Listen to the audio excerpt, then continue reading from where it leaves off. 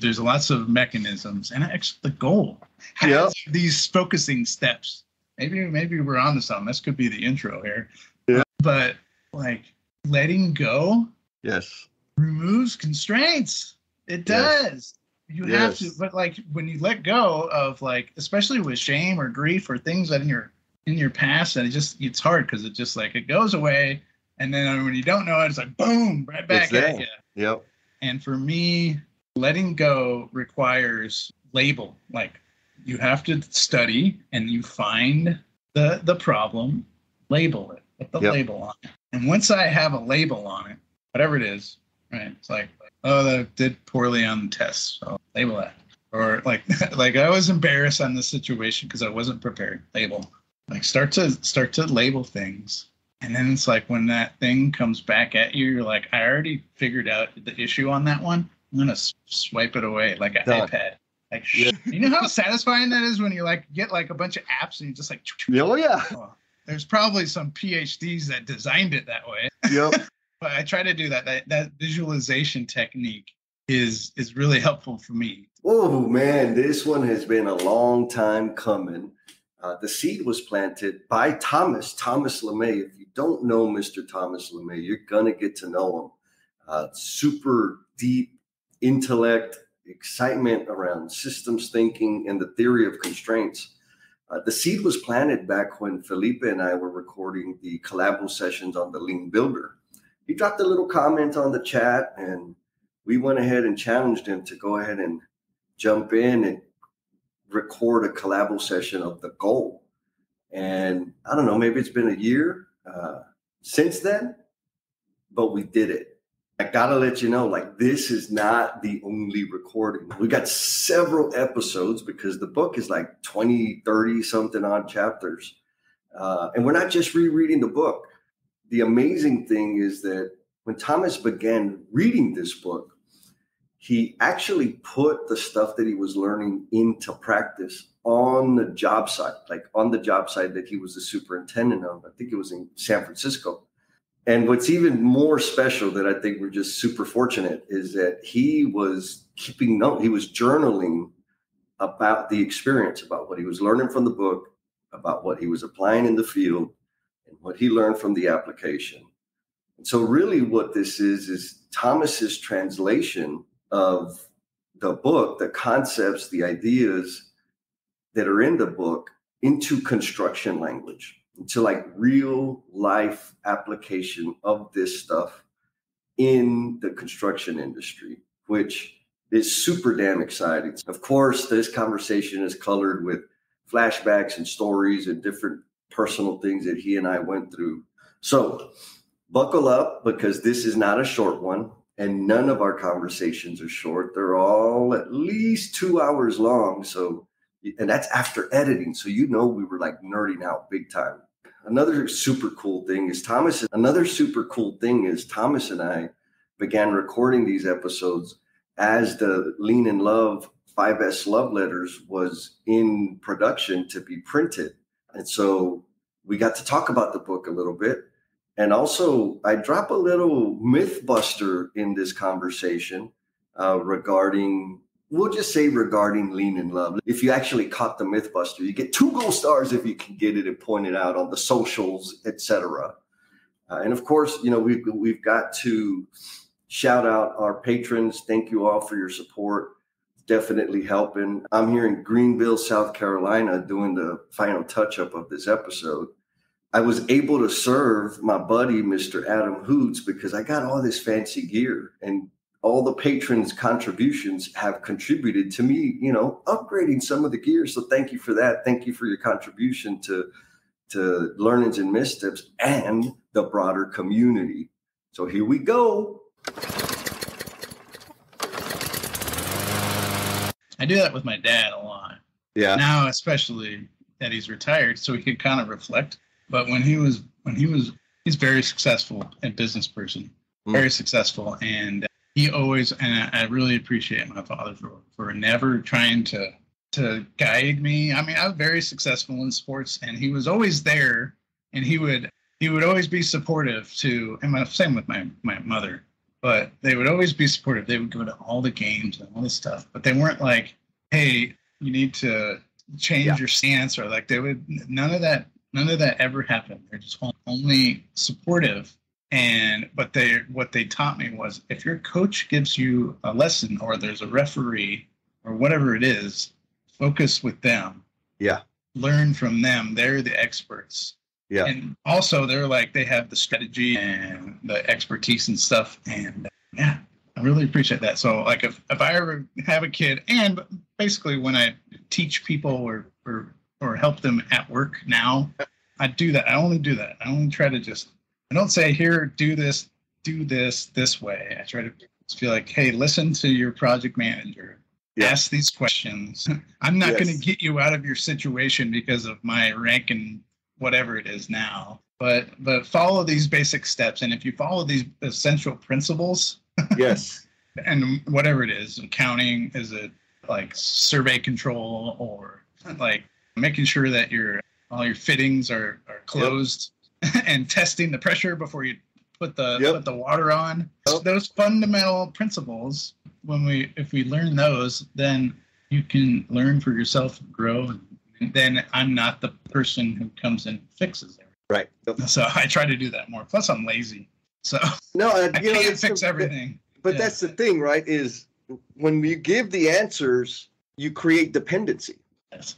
Right. And you're the answer person. And it's the never ending cycle. And then you get to a point where you're like, man, we need better people, because my people don't have initiative and they don't make a decision. And it's like, well, because you don't let them. You give them all the answers all the time. Yes. Yes. And the goal, the character in the goal, the Eli character in the goal, Jonah, he embodies that ideal, or that person. Yeah. Only ask questions. It's like if Jonah goes in and be like, hey, you need to move this machine over here. We need to do this over here. Blah, blah, blah, blah, blah. Like there could have been some local optima, right? And Jonah could have been highly paid in that, or for his time consulting. Yep. But they went, as soon as he leaves, it's gone. You go back, you revert back, right? Yes. So that's why I love the idea, humble inquiry. Where did I learn it? I learned it right here. Yes. Right? The art and science of humble inquiry, leading by only asking questions. It's all in here. It is Jonah. But it takes practice. We started a group call with me, Kirby, Adam, Sean Moran, Jen, and Alicia, who's here from San Antonio. I had a crazy idea. Kirby and we had connected at Congress last year. And I was like, hey, girl, I want to talk to you. Okay. We ended up talking for like 3.5 hours. Like, we missed the rest of the sessions. We just talked and talked. He was telling about her stuff and, just all the good stuff. Yeah. And she's like, man, we don't do that enough. It's like, yeah, we don't. And then the question was why? It's like, oh, I know why, because it's not on our calendar. And then she's like, but you just ask questions. You just don't stop asking questions. And it's like, I know. Well, yeah, I was interested, of course, but I have practice. So I started thinking, I said, what if people comment on the way I ask questions and how rapidly or comfortably I get vulnerable. And so I started evaluating. I said, okay, how did I do that? Because I know I learned that. Like, I didn't have that. Like, that wasn't a natural thing. Oh, like a David Verbal or somebody? Exactly. Yeah. So I learned it from David Verbal in one of his humble inquiry classes, where you sat down in the tree, right? And one person is the problem owner, one person is the coach, and another person is the observer. Yep. I've done a similar one. Yes. Yeah. With David in Nashville. I think maybe you were there. I'm not sure, but I know he's amazing. Yeah. And so I said, you know what? And then the other, like the vulnerable part was because, going to 12-step meetings. Every meeting I go to, I got to say, hey, I'm Jesse, and this is something I'm dealing with. Right. So getting used to saying I have a problem and just saying it without fear of judgment or whatever, just getting it out. I had repetition upon repetition of that. So I said, you know what?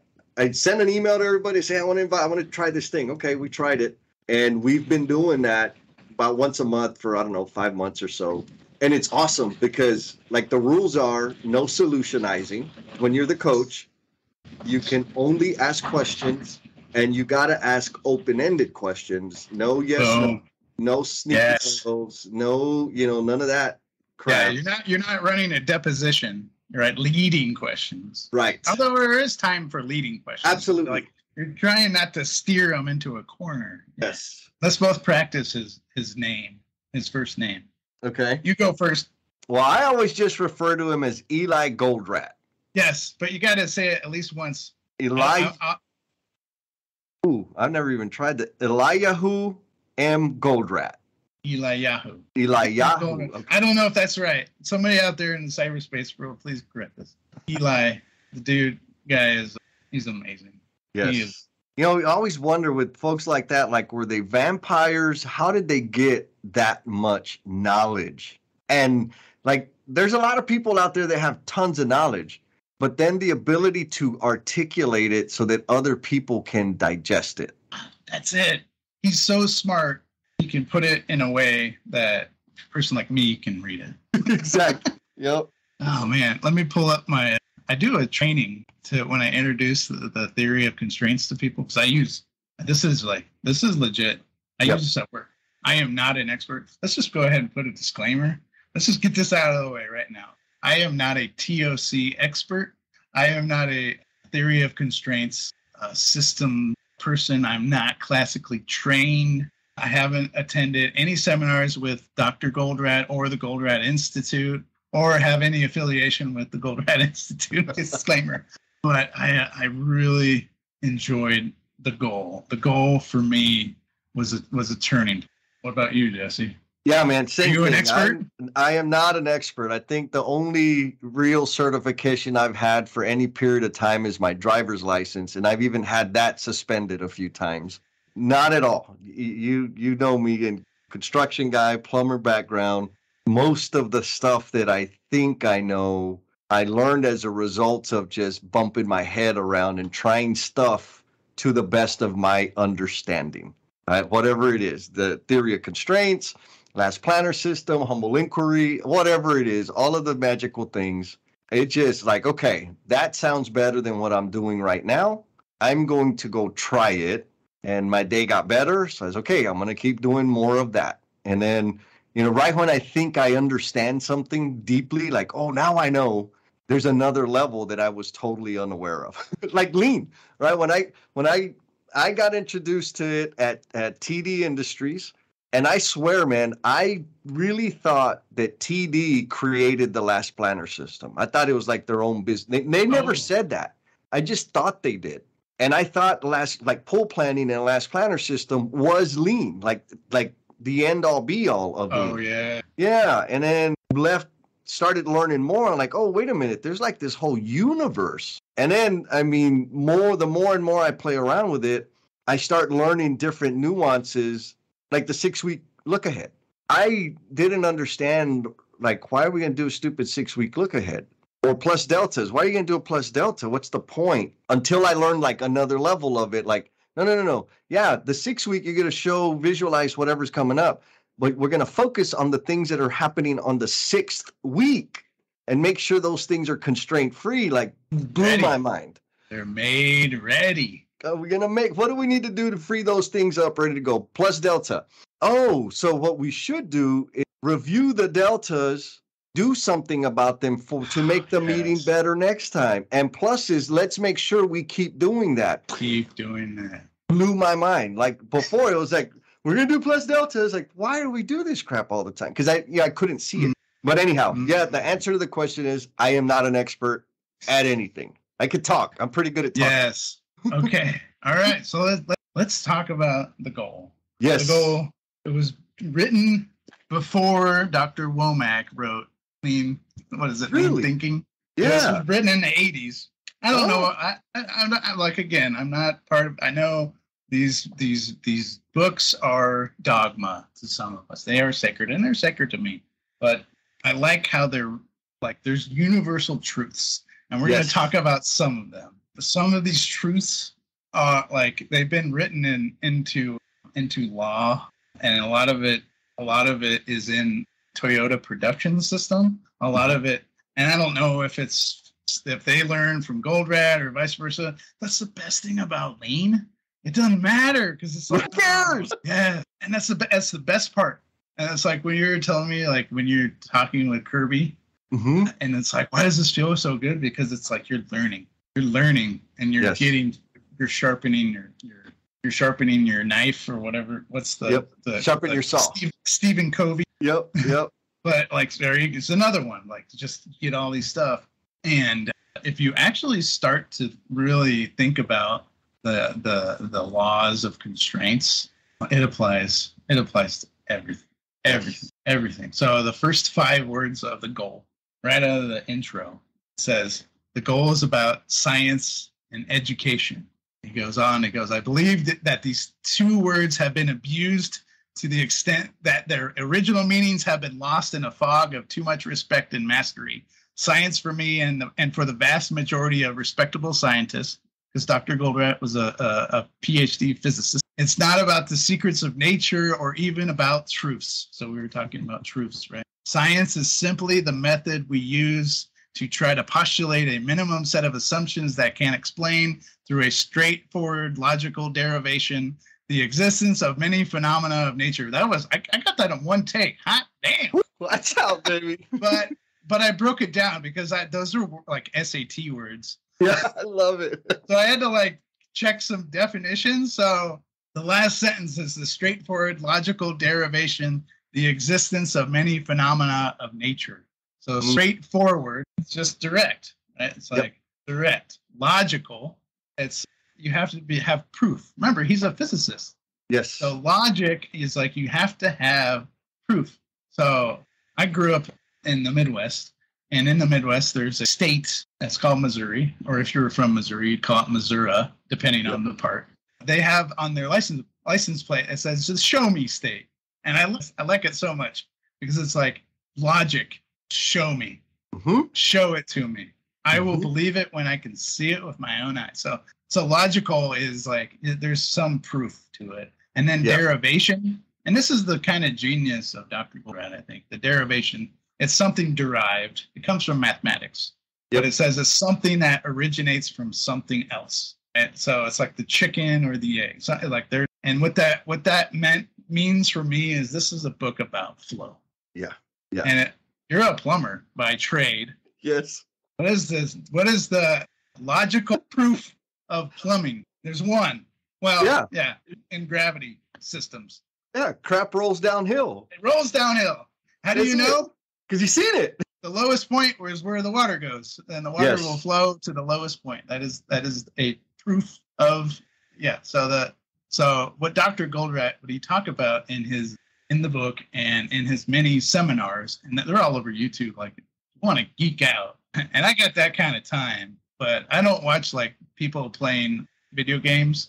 I like check out like old 1970s and 80s video of Dr. Goldratt. The guy is like, there's some gold in there, like that. Speaking of his last name, but he talks about in the seminar, he talks about effect, cause, effect. You can use it for like several related purposes in the theory of constraints. So, and a little controversial with the Toyota production system because they're about Ishikawa, like fishbone, right? Go to the root cause. So if you think about cause and effect trees, the root cause is the root of the tree. Like if you think about a tree, the problem are all over the contributing factors are all the branches. They all, it's like a big tributary system.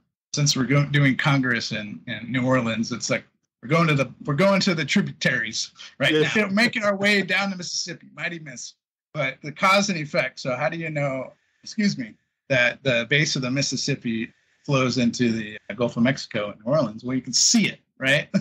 But you can follow that all the way back to all the tributaries. So that's the Toyota method. But Goldratt says, no, you got to dig a little deeper. You got to understand there might be multiple cause and effect trees that are competing. And so he goes, and sometimes the cause and effect trees, if you solve the root problem, but you've solved the wrong root problem, you do nothing. You only optimize in a local area. So you have to study the entire system. That's why I think that's why he put the cause first, because there's a cause, and then there's an effect, and then there's another cause. So the constraint is a core issue or it's a core problem. So if you don't fix that constraint, waste. Yep. What do you think about that? Well, you know, I often, and I get twisted up because I see people, I've seen tons of people, just the words root cause. The root implies singular. And so I'm from the school, like people spend, I've seen people, I've done it myself, spend enormous amounts of time finding the perfect, like the one. But while we're doing that, we're finding the root cause to a particular deviant outcome. And so then there's this kind of tripping point where, okay, if we're trying to solve the deviant outcome, there's going to be multiple causes. There's never just one. There's a multitude of causal factors. And so there's some analysis. You can get as scientific as you want to prove which one is the biggest. And then you can go after that one. But I haven't seen a whole lot of problems where it is the one thing.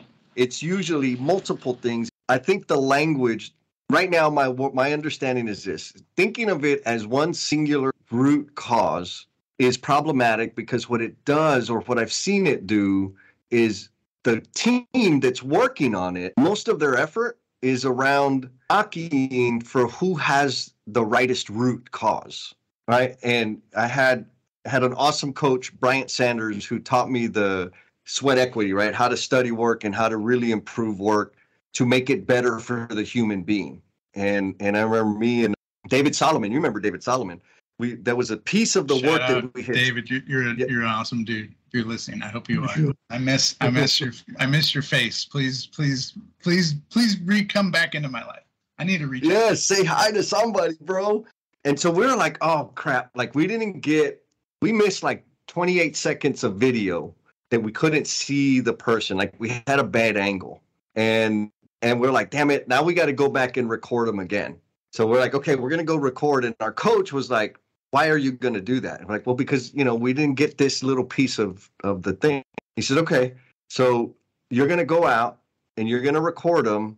You're going to disrupt their work. You're going to capture more videos so you can come back in here and sit down in the air condition and pick apart their work.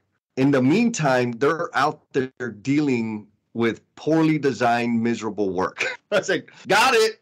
Let's do something. Right. And so for me, that was powerful in the moment because I think there's a trap in getting into this pontification about what's the root cause. And it's like, I agree 100% that you may only be optimizing a very local point, and big picture, you're not having a grand effect. But I also know that if I'm not doing anything, life sucks for a lot of people. So back to the root cause, like the fishbone diagrams and this type of root cause analysis, I push very hard to let it be plural. Let's look at all of them. Let's not discount any of them. Let's just understand what are the contributing factors first. And then we can super simple analysis. Let's pick one based on frequency. Which one happens the most? Or let's pick one based on our locus of control. Which one can we make a decision to go in effect right now? Because the root, like the singular root cause thinking for me is home run thinking, meaning I'm going to hit a grand slam every time I go up to bat. And the problem with home run hitters is they have a low on base percentage and the low batting average because the number of times they make contact is lower. But when they do, they hit it out of the park. And what we need is to get on base. We don't need the grand slams. And so let's get on base a bunch of times in service to others. I guess that's kind of where I'm wearing Giants, but you're talking about Billy Beane, Oakland A's. Yes. Just remember who wins the World Series more in the Bay Area. Yes, but yeah, you're right. You got to get on base. We got to get into this book. There's this other awesome book. It's called The Brothers Kane. It's about baseball. It's a professional baseball player, and they're at a funeral, and he's trying to think of the story. But he's describing that it's not about hitting home runs, or it's not about that perfect pitch that you can just nail. It's about wanting the pitch that's being thrown at you. That's the one you want. And if it's a curveball, that means you have to be very well-rounded to hit curveballs, breakers, fastballs, sliders, off speed, all of all of the pitches. I love baseball because it's so strategic. Some people think it's boring, but you got to get into the deep stuff. But yeah, you got to want every pitch. You got to want them all. You can't just get picked. Yeah. It's not an a la carte. If you go a la carte and just hit bombs, you'll strike out more often. And if the idea of winning a game is runs, not hits, or not home runs. Let's talk about the goal. No expertise on this call. So we talk about problems. Like everyone in construction are faced with problems. It's like, it's overwhelming. Some of us even lie and say, hey, these are opportunities. Like, get out of here with that. Oh, and yeah. No, these are opportunities. Like, yes, they are opportunities if we approach it in the correct way. But man, we got some issues. And if we don't label those core issues, and remember we're talking about cause and effect. Like when you get close to a core issue, when you get real close and you're like, ooh, I'm close to this issue, people will get violent. They get violent. Or you shine lights where you shouldn't want to shine, or get into budgets or those kind of things. When you get close to core issues, people will push away. So a leading indicator for me is like the pushing away factor. The more angry people get, or the more that's like, ooh, okay, I'm on to something here. You can't just go after core problems out of the gate, because people will armor up, right? They'll armor up. So you have to think about things in flow. When we were talking about the goal, remember I said that this book is about science and education. It's about flow. What are constraints? So there's a psychologist, and he has a fancy name. My colleague gives me, I'm not even going to try it. He wrote this book about flow, and he described it in an interview with Wired magazine. He goes, as a state of complete immersion in activity, the ego falls away, time flies, every action, movement, and thought follows inevitably from the previous one, like playing jazz. You know how people like jazz? Because it's like, it feels kind of like sporadic, like it's never the same. But like the thing about jazz, you have to understand underlying theories and the chords and the tempo and those kind of things. And that's flow. Have you ever been in a flow state? I've very few times. I think you told me about this once. You like spread drawings on the floor and you like got into the drawing. Yeah. Yeah, look, thinking of flow state, from that understanding, yes, many, many, many, many times. So the time that you talked about is back in the day when I'd get a new project, when I was a plumbing foreman and mechanical superintendent. What I would do when I got a new set of drawings is I'd pump up my air mattress so I can lay down on the floor, and I would clear the floor and lay out my drawings on the floor, and I'd have my ISO paper, my highlighters, my colored pencils, and I just dive into the drawings. And like for hours and out, like I wouldn't even, my baby brother, I remember he would watch me, right? Because I'd do it, he'd come over sometimes, or I'd be at my mom's house sometimes, and I'm like, okay, I just need to focus, I need to do this stuff. And he would say, I want your job. I was like, why do you want my job? He's like, because all you do, you draw in color. Like, that's an awesome job. Like, I was drawing isometric drawings of the system so I could do my takeoff, highlighting, the notes and the spec book and like the whole thing. And like, I didn't, like in my head, it wasn't like, okay, let me set up the conditions so I can get into flow state. But that's what I did, right? Like it was a ritual, new project, air mattress, the conditions. Yes. There are things you must have. It's like setting up for a pull plan. There are things you must have, and there's patterns involved. So when we talk about flow, it feels so good. It is like the ultimate state. There's like, and there's drugs that you can take that trick your mind into thinking you're having flow. Yes. And when I was reading this book, I was using that medicine. I was using that type of medicine that it corrects some chemical imbalance in my brain and in my body. And I use medicine to treat my anxiety. I have anxiety. And one thing I learned was I thought I was crazy because of issues, because of I can't get people to, and I was like project superintendent. I was like 30 when I picked up this book, 32 years old, very, very young, but also, I was very young. But I at this point in time, I was also struggling mentally. So we talk about like mental illness.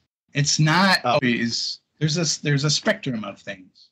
And right? So for me, I recognized that I have anxiety, and I went and got some medication for that. So I sought treatment, which was good, but the treatment that I got was only in drug form and not dealing with the root cause or the cause, effect cause, or whatever you want to say. Right. You're just treating a symptom. I picked this book up and I was like, okay, there's this system to it. So flow is this, it's like jazz, or it's this very enlightened state of mind and in body. And when we do that in the workplace, it's like teamwork and organization. It's all the stuff we put in marketing, our marketing campaign, like all of the pictures, there's synergy. It's all of that stuff. Like there's pictures of people communicating so well, and it's like we figured out the problems in the supply chain, and we really try all of that stuff. And it's an imperfect world out there, so we have to be agile to it. So what I would struggle with, my struggle with at work, I have many demons, but the one I had struggled with most, it's called overproduction. Ooh, production. Is there such a thing? And I didn't understand overproduction. I went to like a lunch and learn or something, and they showed the 8 wastes. Yep. But have you ever thrown a problem at a single resource? I would write RFIs when I was a project engineer, and I was young. I'd be like, oh, I'll work all night and just load it up, just do. And while the person who's about to receive these questions, these requests for information, they're sleeping in bed. They were about to get ambushed. They didn't have any defenses up, and I'd launch them over there because I knew, and I would do it on a certain day a week. Like I would do it on a certain day a week. Don't do more because you feel good about it. You have to think about a system, and it's hard when you're. Yes. When you don't value that, when you actually value, it's like, I don't just output. I'm gonna put some stuff out because I'm gonna produce. I am a high performer. Somebody told me, you're like a stallion. I was like, damn, hell yeah, I'm like a stallion. Yeah. And my coach, she told me that. She's like, you're a stallion. I'm like, hell nah. Yeah, that's right. I am. She's like, you should be an eagle. Ooh. I was like, ooh, I like that even more. So I think about an eagle. Yep. Elevated, super good vision, and can take swift action. And it's got some pretty gnarly stuff. It's a claws and a beak. So eagle, I like the eagle analogy even better than a stallion. So a stallion just runs, just output. Yes. Out, just go, win the race. The one who wins the race goes the fastest around the track. Oh, the eagle. So be the eagle. So anyways, so instead of stopping and solving one problem at a time, if you don't solve that one issue and you just keep shooting them over, you create more problems. You create more. It makes stuff more complex. Yep. And then when things are more complex, then all that bias comes in because we are animals too. We're eagles, and we're animals, and complex systems are terrifying. You don't understand how things are. It's frightening. We want to understand how systems function and do it simply.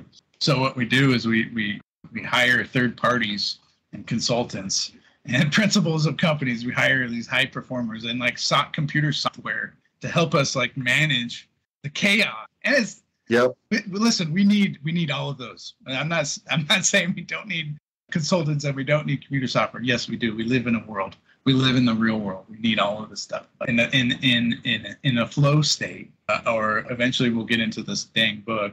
They call it a balanced plant, and a balanced plant is a system of inputs and outputs. And if you're balanced, it's 1-to-1, right? System in, one in, one out, one in, one out. That's a balanced plant.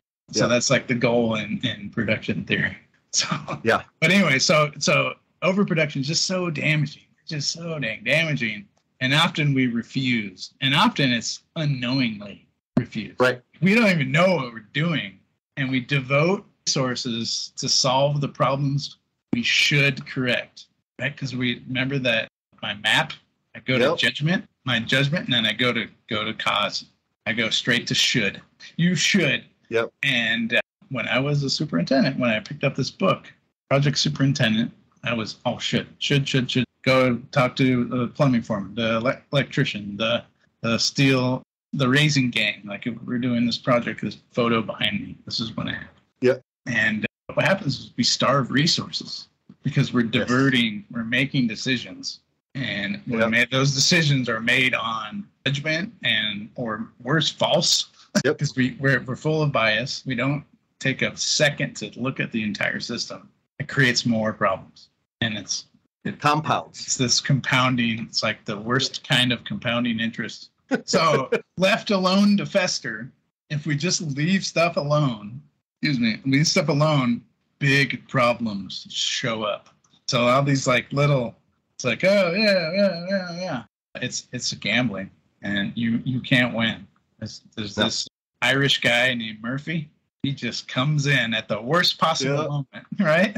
And those big problems, they make invisible problems just incredibly visible. It's like, boom, like what were we thinking, right? Yeah.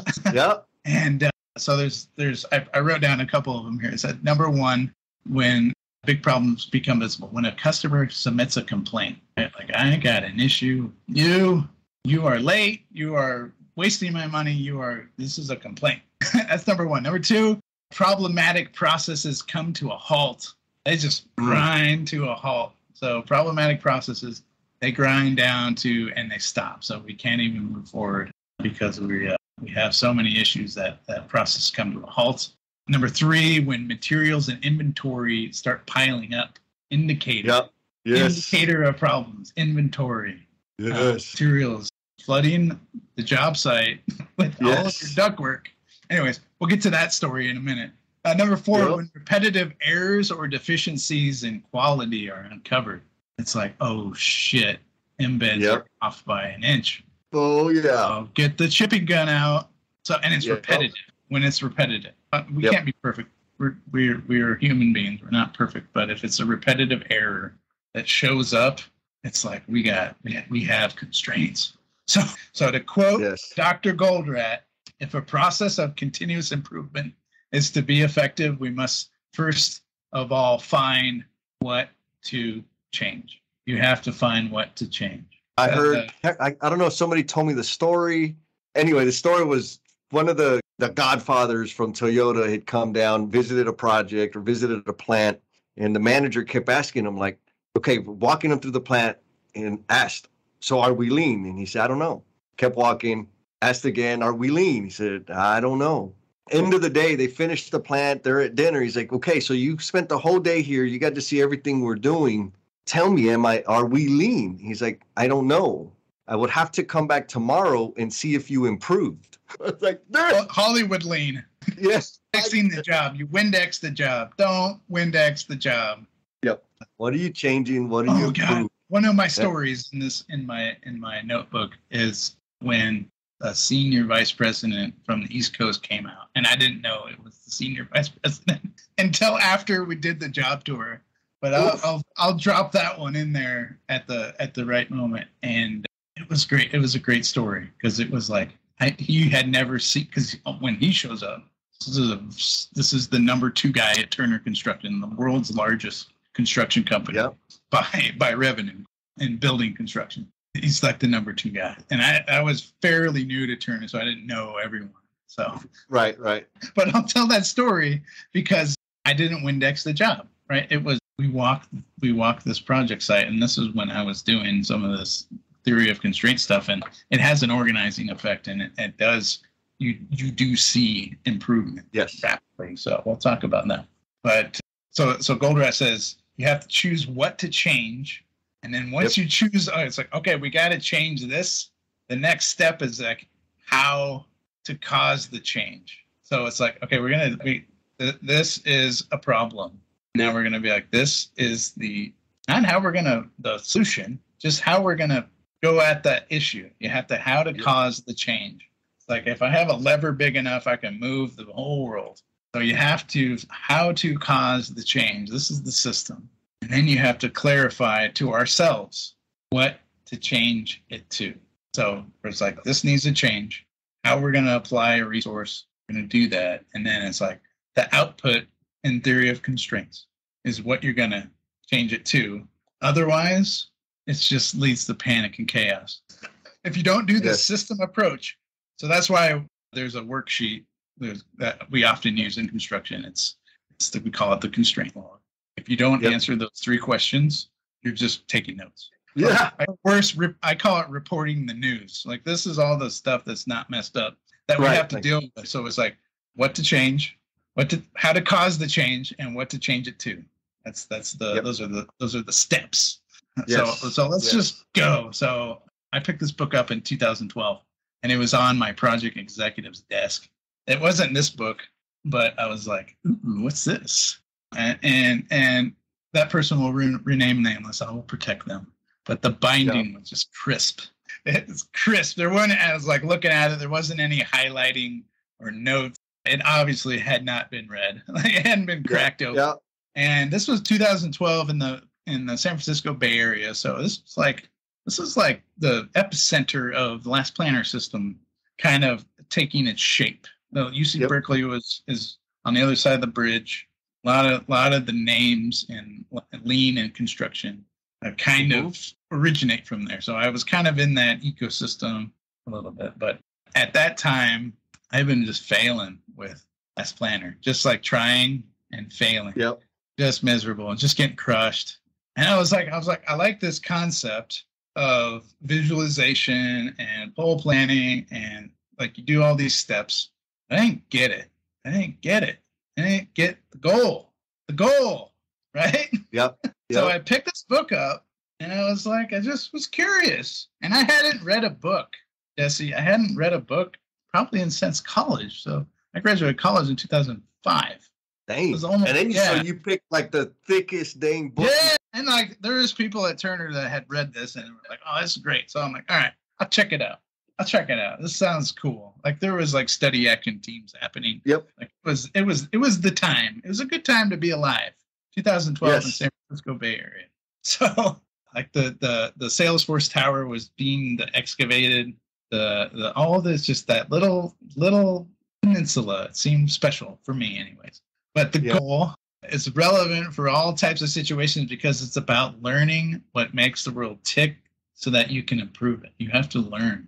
Remember, it's science and education. Yep. There's the characters, and this book is a novel. Like it's a novel, and there's characters. It's not a textbook. Did you like that feature?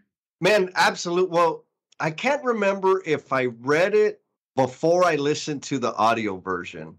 But I know that when I listened to the audio version, like it totally came to life.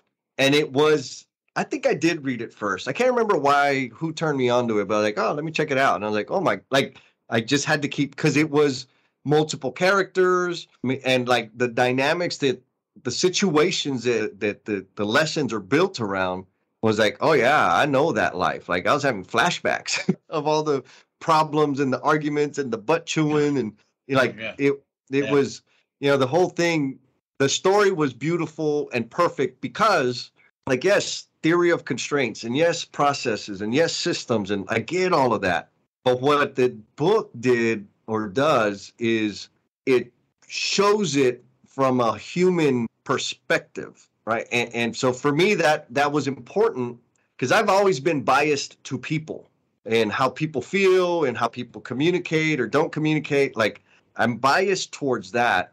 And so it's easy for me to cut people off, turn the systems thinkers, because it's almost like either or. You're either a system process thinker that doesn't account for the human and says, well, if humans would just follow the process, or you're kind of a human type person and say, well, the processes are nice. Well, you don't really need them because people are people. And I know both of those to be false. Like it's the combination and figuring out the education and the learning. Yes. Yeah. Yes. Because people are people. They're unpredictable. We're driven by ego. We're driven by status. So just because it makes sense to follow the process because it'll be better. But if my new boss says that process is bullshit, I'm going to do what my boss wants because I want to raise, right? Like that's the reality that these things like that are combating is process systems. And then, damn it, I'm a human being. So all the characters in it was like, oh yeah, man, now we're talking. It was great. Yes. The characters, it makes it so personal. So Patrick Lencioni writes novels like that too. And perhaps someday, maybe I'll make a novel. But we'll see how that goes. I think it's a journey. And for me, like, why was I failing with Last Planner? Because I was going by the book. Like and listen, and thank you, the professors at UC Berkeley. Thank you for the book. Thank you. They literally gave it to me. Wow. Yes, Dr. Ballard and Dr. Tomlin. Thank you. We're gonna connect. I think definitely in New Orleans. I owe them a lot of gratitude. Yeah. But they gave me the book, and I was like, okay, I'm just gonna follow the steps. It's like boom, boom, boom, boom, boom, boom, boom, boom, and it just got crushed, just failed because it's a social process. I think, and when I came back, and to their credit, like they were like, yes, you also have to master this social process of like gaining trust and like organizing people and all this stuff. So, but the goal is like you think logically about your problems. Logically, remember this logic thing again? Like if you have problems, you have to prove that your assumption is wrong, and that's the scientific method. And who's the Greek philosopher Socrates, who kind of I guess designed that. The Romans or the Greeks, they made him drink poison, right? They were like, what is this sorcery? This study and making assumptions and all this. I don't know the whole trial process, but when you start to think logically, people are irrational. Human beings are irrational, and so like you have to approach it. You have to approach it that way. And the goal for me finally was like, hey, you have this different way to approach things. So so I read the goal, and light bulbs, they just cut on, and suddenly the core principles of Lean, they became clear. And it was also at the moment, I was kind of early middle career. So like I had some authority. Like I had authority, and I'm not saying like I can or fire people or hire people. I had major influence. Like I was a project superintendent. So I could like, if we wanted to do stuff, pretty much they had to do it. Like we're going to do it. And I was like encouraged. And it was like I said, it was like the golden time. It was like, oh, this is cool. This is innovative. So it was like, it's like all these stars or all these aligning. Roads met. And then for me, that was the moment when I was kind of middle of the road. Like Jesse, like I've been laid off. I've been written up. Oh, wow. Yeah. Like I was not a high performer. I was like, okay. And that when I read that book, and that, again, it was a whole bunch of, it wasn't contributing factors, cause effect theories, but my trajectory in my career like changed, shot off rapidly, and so did my earning and a whole bunch of other steps after that. So my life just kind of it didn't turn around. It just course corrected a little, and then I started meeting people like you very soon after that, and like was that 2016 or so, 18 maybe, like 18. I think it was 18. Yeah. Yep. So if I didn't do that, we probably would have never met, Jesse. Here's a crazy thing. That's a crazy. I never even thought about. Or maybe that. I would have been a student at one of your seminars, right? Like you would be teaching me Last Planner and be like, Thomas is doing this all wrong. So it's really crazy. But it like at that moment for me in my career and all my earning and all the potential and all this stuff, like it changed the trajectory for me. So now I'm at a different company, but I'm an operational leader, and my focus is construction quality for an entire region. And we do right now, just my region is a $2 billion business. So just my region. So it's just a great time to be alive. But I attribute a lot of it, and I use this stuff every day. Let's do chapter 1. Just do it, baby. We talked about the intro. So chapter 1 is ambush. Yep. So the scene starts, and there's a movie or there's a film. I didn't know this, but there's a film. But the scene starts. Let me just set it. So the main character Alex, he's a plant manager at Unico, which is a I think they make some kind of components or electrical system. It's a manufacturing plant. He's the plant manager. The guy's the top dog at the plant, and he pulls into the parking lot. And his boss, Bill Peach, parked in his spot. He put Bill Peach has parked his car in his spot. So like you know how like reinforcing cycles work. So when you pull into work, and I don't think we do much assigned parking anymore. But back in the 80s, this book was written in 1984. So it was written in the early 80s. I was also created in the early 80s. But he shows up unannounced. His boss shows up unannounced. And he's waiting for him in his office, sitting at his desk. So his boss totally ambushes him. And one person I haven't met, but I hope to do so soon, is Brian Winningham. I think you've interviewed him. Dude was an Army Ranger. Dude, Army Ranger. Like Memorial Day. Like Memorial Day coming up, like the 75th, like airborne all the way. Like, thank you, Brian. But ambush is a combat technique, and it's very effective. It is very effective in combat, and I have not been in the military. I don't understand it, but from what I understand, ambush is a very effective technique, and not in a, I guess it's effective in combat, but in a business sense, like, do we need to attack each other? Like, really? So Phil Peach sitting there in his desk in the 80s, he's attacking him. He's like, he comes out of like the first chapter.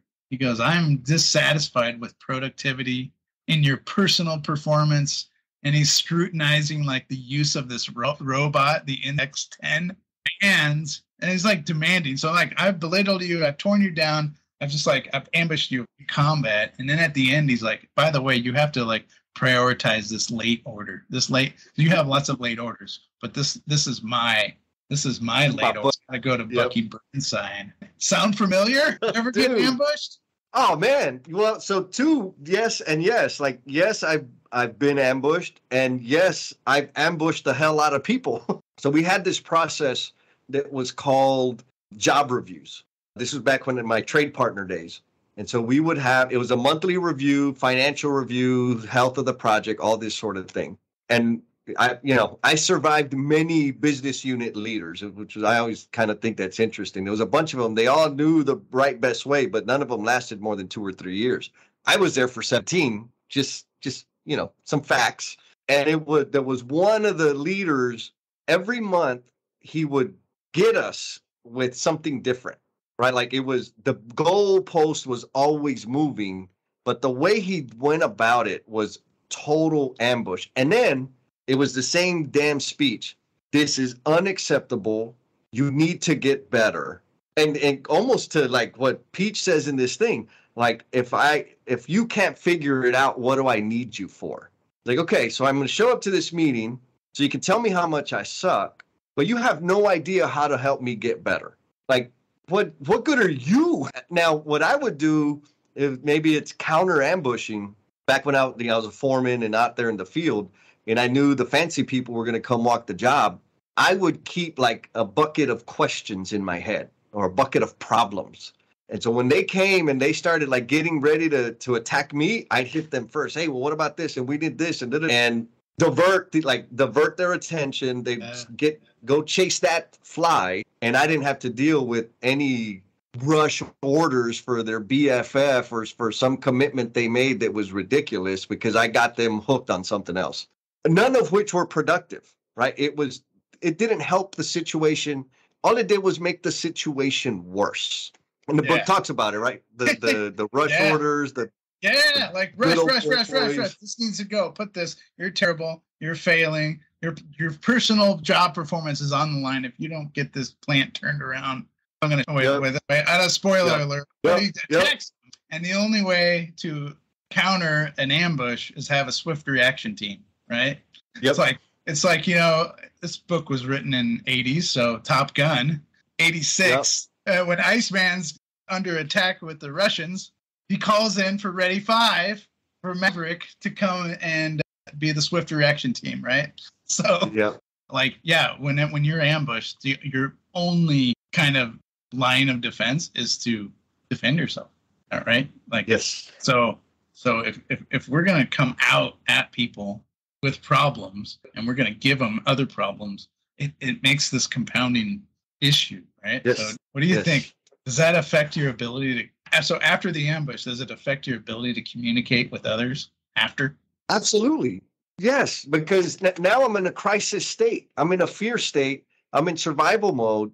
So just the volume of my speaking is going to be stressed. It's going to be louder. Like there's so many things, like the compounding effect, because I've been attacked.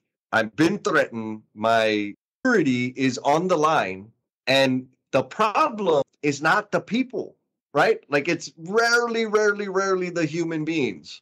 But what am I going to do? I got my butt handed to me. So I'm going to go to my team and say, hey, y'all got a problem. And y'all that flows downhill, right? Yes. I can't think logically or empathetically and say, we're all experiencing this. We're all contributing to this in some form or fashion. Let's evaluate it. No, damn it. Get the shit running. This order out, period. So, that doesn't help. Yeah. So when that happened, was there any thought of any long-term improvement or personal mastery or any other?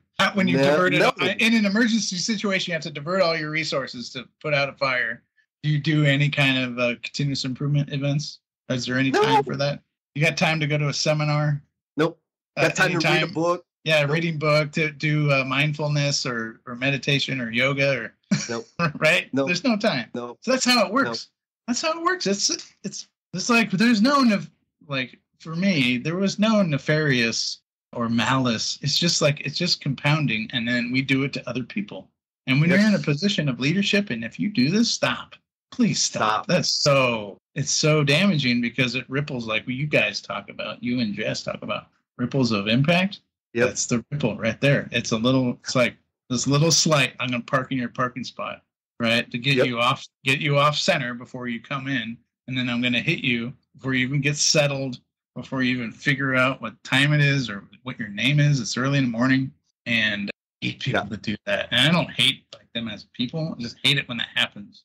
And the worst time to do it is like straight out in the morning. Because the rest of the day it's wrecked and it just ripples out. The rest of the day is over. So and the other thing that's genius, like he starts the book and he starts the day with a character just in a bad spot. Yes. And he does it so well. It's like, oh God, I'm feeling it again. But the other thing that does, that whole ambushing, attacking, jump to salute or whatever, just get into emergency state and do something. What it for me anyways, what it did was it created, like insidiously, it created the arsonist firefighter syndrome within me, right? Because fire, I put it out. Guess what? Hey, man, Jesse comes through. Jesse makes things happen. And that little cycle is starting alongside the ambush. The ambush is the big one, but there's little bitty one that got in my head and completely corrupted my thinking as a result of the ambushing. Yeah, because you have to get back, right? Yep. We're constantly trying to get back. And yeah, so that's just chapter 1. Damn, that's a quick chapter. But that's how it works. That's how life works. Like you get ambushed at work. And not only, and we obviously put a person in a bad spot here, but it works that easily. It's just like you get on people's cases out of the gate in the morning. It ruins their job. So if you flip to chapter 2, he takes it home. We're going to talk about work-life balance right now. So Alex takes it home. So he's like gets wrecked at the day. He's got to he's the plant manager. So he's got to rearrange an entire order of a production line. So he's got to pull people off, and there's a setup that has to happen, and there's milling machines. There's all kinds of stuff. And this happens in construction too. Yeah, changes happen. It's like, we got to pull these guys over here, and stop doing that, and blah, blah, blah. So it's like, it just takes it out of you. And you just come home at the end of the day, and it's like scowl, like you can't listen, just take it home.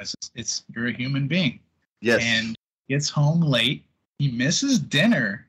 And in the 80s, the dinner at 6 or whatever time it was is very important. How do I know? I grew up in the 80s. Yeah. And before that, though, he goes and gets beers with Bob Donovan, the ops manager. So he's the GM and ops manager. They go out and they're like, "Cheers, bro! We got that order out. Like, good job." Yes. Like, there's some celebration. like it was a bad day. We got to go do some numbing. Yes. Got to hit the beers. And there's culture there. This is male culture. We got to get some beers after 5. I do it. I still do it. Yep. It's not that that's a bad thing, but this is the transition. So the work-life balance thing, there's a transition from work and life, right? And what happens is like work ends and life begins. No, that doesn't happen. There's just transitions from the time you're at work to the time you're at home. This is a transition. Yes. Your life is the entire time. Here's a secret. Let me let the secret out. Life all the time, 100%. You don't need to balance that. That's the 24-hour part. You're alive when you stop being alive, then you don't have to worry about work anyways. So they celebrate the win. He comes home and his wife is unhappy. So Alex Rogo's wife is unhappy. So sound familiar? You ever come home from work, you're feeling good about what you achieved, but also like kind of sore or getting burned. You're like, so it's like all of the trials and tribulations of the day, they load up on you. And come home and it's in the day, and it's like you haven't quite gone to sleep yet, but you have to interact with the people who you dearly love and care about. And the whole point of going to work, it's like to have a roof over your head and have a stable home for your family. And you go and you bring with you all of the things that happened in the work. Yes. So work-life balance to you, Jesse, is it a goal? Is it a myth? Or is it a fantasy? How about a mirage? It's the same mirage as time management, right? Like, can you manage time? No. There's nothing I can do to speed it up, to slow it down, to save it. Like, it happens all the time, no matter what I do. So I don't have a time management issue. I have a Jesse management issue. I need to learn how to manage myself. Not time. We got clocks and all kinds of sundials and all kinds of other things that'll tell us what the time is doing. And so the work-life balance, I think that's where I get hung up. It's the way I think about it is accepting the whole human, the whole entire person, period. Right? Like, because there were a lot of years where it's like, nope, I'm work at work, home at home. I had very hard lines between that. But having that hard line was an enormous stressor for me. I've been dated, have a lot of exes, I'll just say it that way. And the one thing that really rubbed me, because I've done a lot of really dumb things, and I'm okay with getting in trouble for doing dumb things. I'm not okay for getting in trouble for like thinking about work, because that's not a bad thing. But can't you just leave work? Can't you turn it off? Can't you just no, I can't. Like, I am a human being. My work is very important to me. It means a lot to me, and I can't turn it off. It's what I'm thinking about. I apologize. Can you just accept me as the whole person that I am? And same thing at work, right? When I'm struggling, I'm dealing with my own addiction issues, mental illness in the family, the stresses of whatever, and I come to work. You can tell me like, dude, you need to leave your personal life at home. Don't bring your problems to work. That doesn't do anything except for add to the stress, right? That doesn't do any. And again, it's not accepting the whole human being. And so that's where I'm at with it. I'm a human being all the time. If you can't accept that, then we're going to have a problem. So this balance thing, I get stuck on the word balance maybe. Yeah. We have to have something so people can kind of rally around it. So work-life balance is important. You should have balance, and I think it's a strive to have balance, because when you get out of balance with things, then there's problems. But this is what I personally believe, is that there is no membrane to your work and your life. And oftentimes, and especially in the United States, your work is your identity, right? Yes. Like you go to a dinner party or something, the first thing you ask is like, what do you do? Right? Yep. As part of like your introduction to people, like, so work is identity. And if you don't believe me, go on LinkedIn. It's your identity. Ironically, when I was learning this book, we were building the core and shell for LinkedIn, but it's your identity. So there's no membrane. So for me, if you carry sorrow, if you carry grief, if you carry shame, if you carry annoyance, right? If you carry anger, you have to control that in the workplace, right? You have to control that. So for controlling things, you have to spend energy. You have to burn calories to be like, I need this problem at home, or I'm in debt, or I have a problem with my personal relationship. And like, you can't bring that into a workplace thing because there's no place for that. It's like, what do you want us to do with that, Thomas?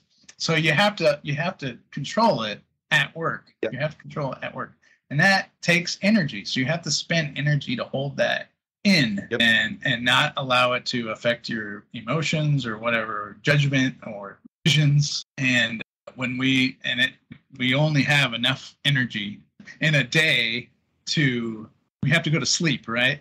To replenish our energy and eat food and drink water. So when you're at the end of the day and you have less energy, you're tired, all your guards are down, you're in a safe place, you're at your home. Oftentimes that holding it down, that controlling behavior, you let it go, and all of a sudden now you're having a conflict with your family members or your pets or your stuff in your house, right? Like you punch a hole in the wall, right? Because you're just so angry. I've done that. Like, you take stuff out and you're frustrated.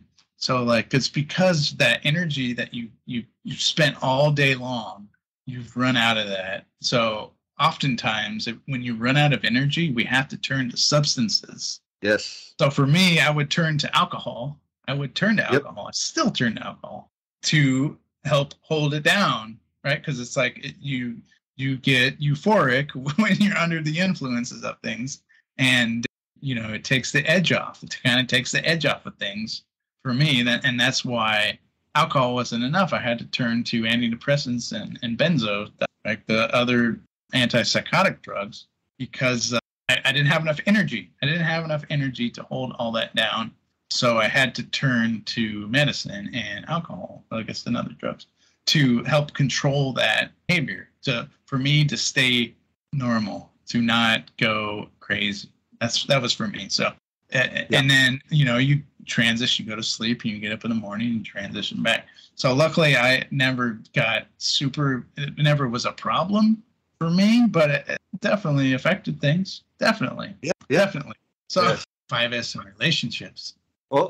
This is it right here, chapter 2. When problems at work manage to multiply at home. What do you think? Is this why you are writing a book? Yeah. The whole book with the live streams were based on letters of a failed relationship that I had with somebody that is not Jennifer. Because for some reason, when you read the book, the way we worded things, it kind of lets you think that the relationship was between Jennifer and I, which I think is hilarious. But anyhow, kind of the work-life balance, the suppression of feelings and all of that turned into self-medicating, all the other things so that I wouldn't deal with my stuff. Like, I didn't want to deal with it. And those problems compounded, and they made it home. And like, the balance part in my head, I can reconcile that idea with the idea of nurture and neglect. And so what I would do was I neglected my responsibilities as a boyfriend or significant other, whatever the right term is. So I just didn't understand what the problem was, because I'm going to work, I'm traveling, and I'm working at home. 4 a.m. on the Saturday or Sunday morning, I'm up and I'm on my computer. Like, what's wrong with that? And all the other baggage that we brought into the relationship that she brought from work and that I brought from work. Like, we'd come home and she would be telling me about a situation, and it's like, again, the same problem. Like, why haven't you done this? She didn't want me to answer the problem for her. She just wanted me to listen to her. Mm-hmm. I didn't want to hear the same problem again. I just wanted it to be solved, right? Like, so there was all this stuff that because of work, because of just the adjusted behaviors in the professional space, add these really unnecessary stresses upon the people. We would bring it home. And like you said, we're probably, both of us are looking for some kind of reprieve within each other. But because we have our own garbage, we couldn't help each other. We couldn't support each other. Anyhow, relationship comes to an end. She translates the 5S system and direct application to our personal relationship. And I'm just like, oh my God, like, she's not a lean freak, right? I was the only lean thing in her life, and not physically lean, right? Had some extra padding on me, but she started getting an interest in reading some of the books that I would read and whatever. And she took it upon herself to like, okay, let me speak the language this fool speaks, and wrote it out, right? Sort, set, shine, standardize, sustain. But as it related to our relationship, and it was like, oh my God, this is, blocking out time, visualizing our calendar, like just all these little genius techniques that helped and they did help the relationship. I was too far gone, or maybe just not willing to make the investment it really required. But it absolutely helped with the realities of what we deal with in work and being the whole human being, right? It created the conditions for us to be able to communicate and sort through all of our stuff. Yes. Oh, thank you for sharing that. Wow. Yeah, because when problems multiply, we're talking about systems thinking and constraints. We have to figure them out, and then we have to what to change to and how to cause the change. Right? We got to have those systems in place. Oh, that's so good. Thank you for sharing. Yeah, man. And then just chapter 2. I'll wrap chapter 2 up. I got the Lean Builder book, page 25.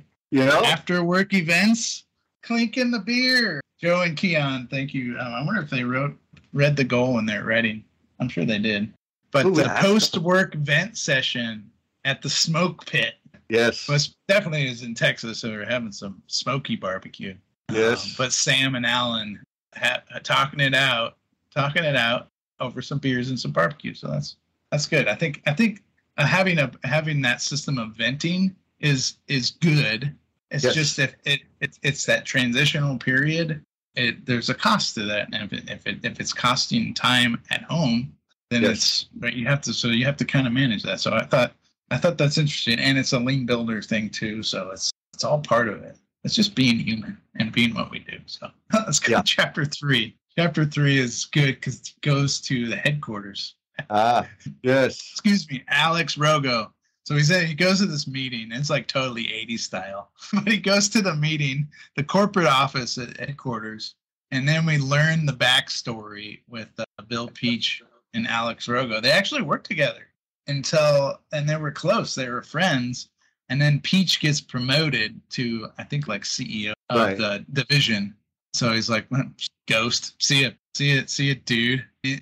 But it's also so Peach gets promoted. Bill Peach, he's the top dog at Unico and the headquarters. But it's also revealed that in this chapter that they're in financial trouble, the whole company. And it's true in the 1980s and it was a recession.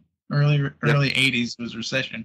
And so at the time of the writing of the book, Alex Rogo, he takes these troubles. These are trying times, and here we are, 2022. Here we are in trying times again.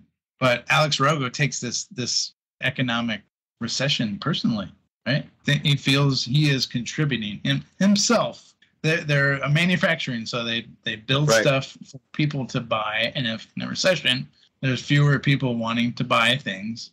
So it's he takes it personally, but he's at the this is the 1980s, so you wear a suit and tie at the AQ, and he finds a cigar in his suit pocket from Jonah, his old college professor.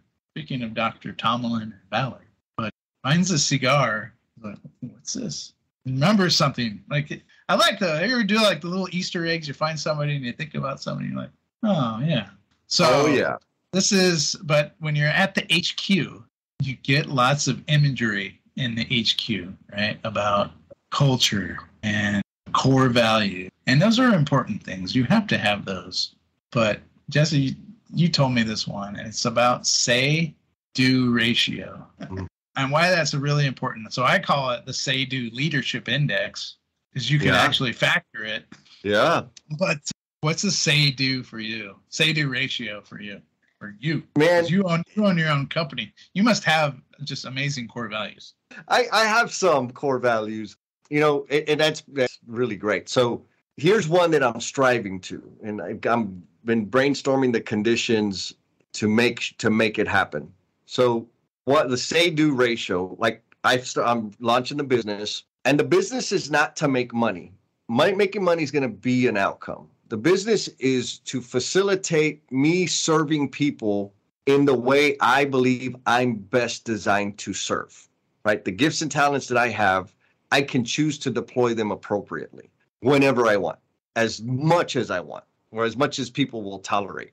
Now, in that, the money thing is a real thing, right? Because I need to eat. But how do I select my client?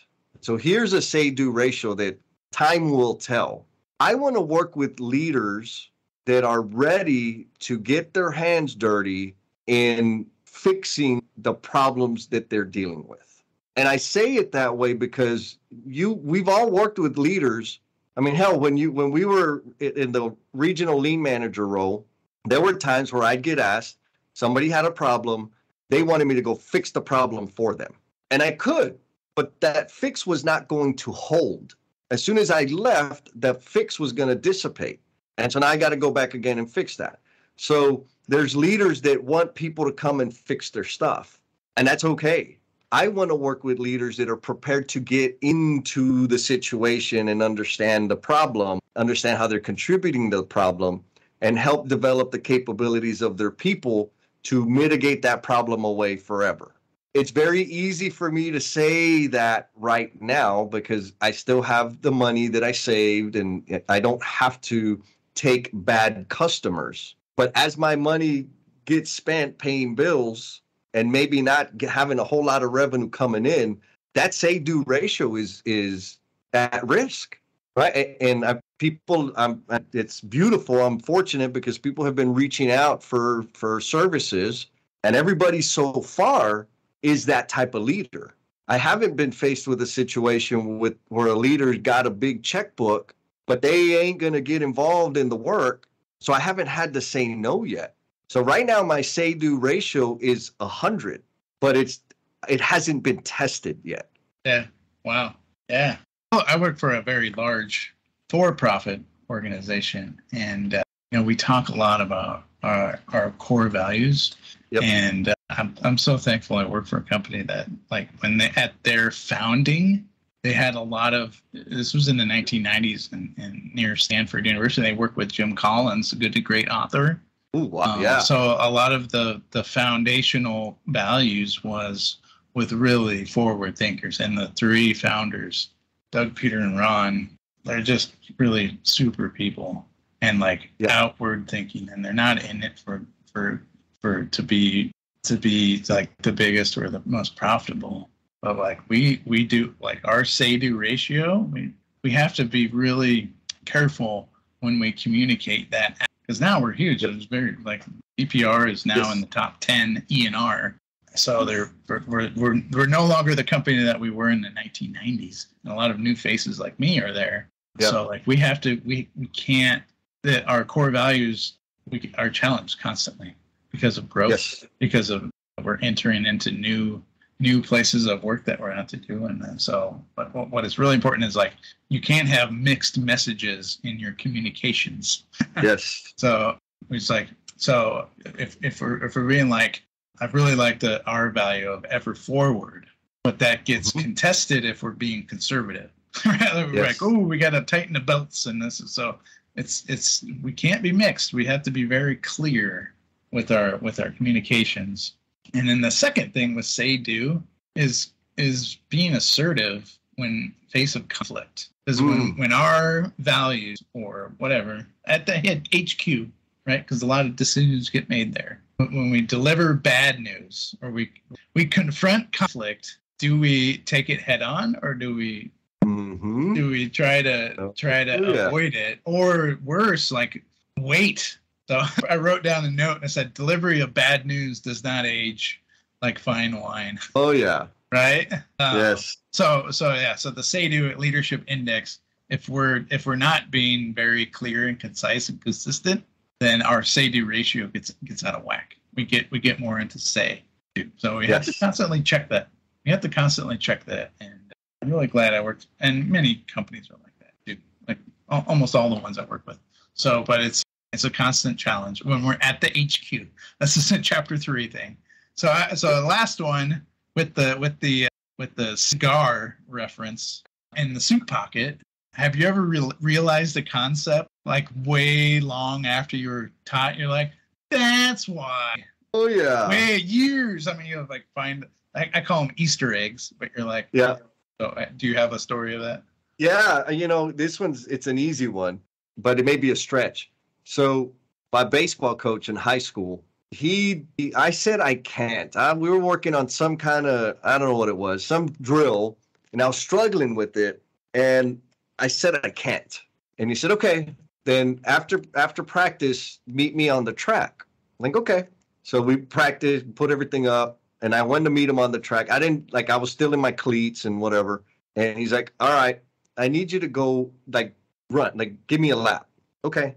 So I gave him a lap, and he sat there, watched me, and he says, okay, now, can you? I'm like, what are you talking about? He said, okay, run a lap. I ran 7 or 8 laps, and it wasn't until the 8th, the final lap, when I realized, oh, he's doing this so that I can change my language and not say I can't. That's kind of dumb.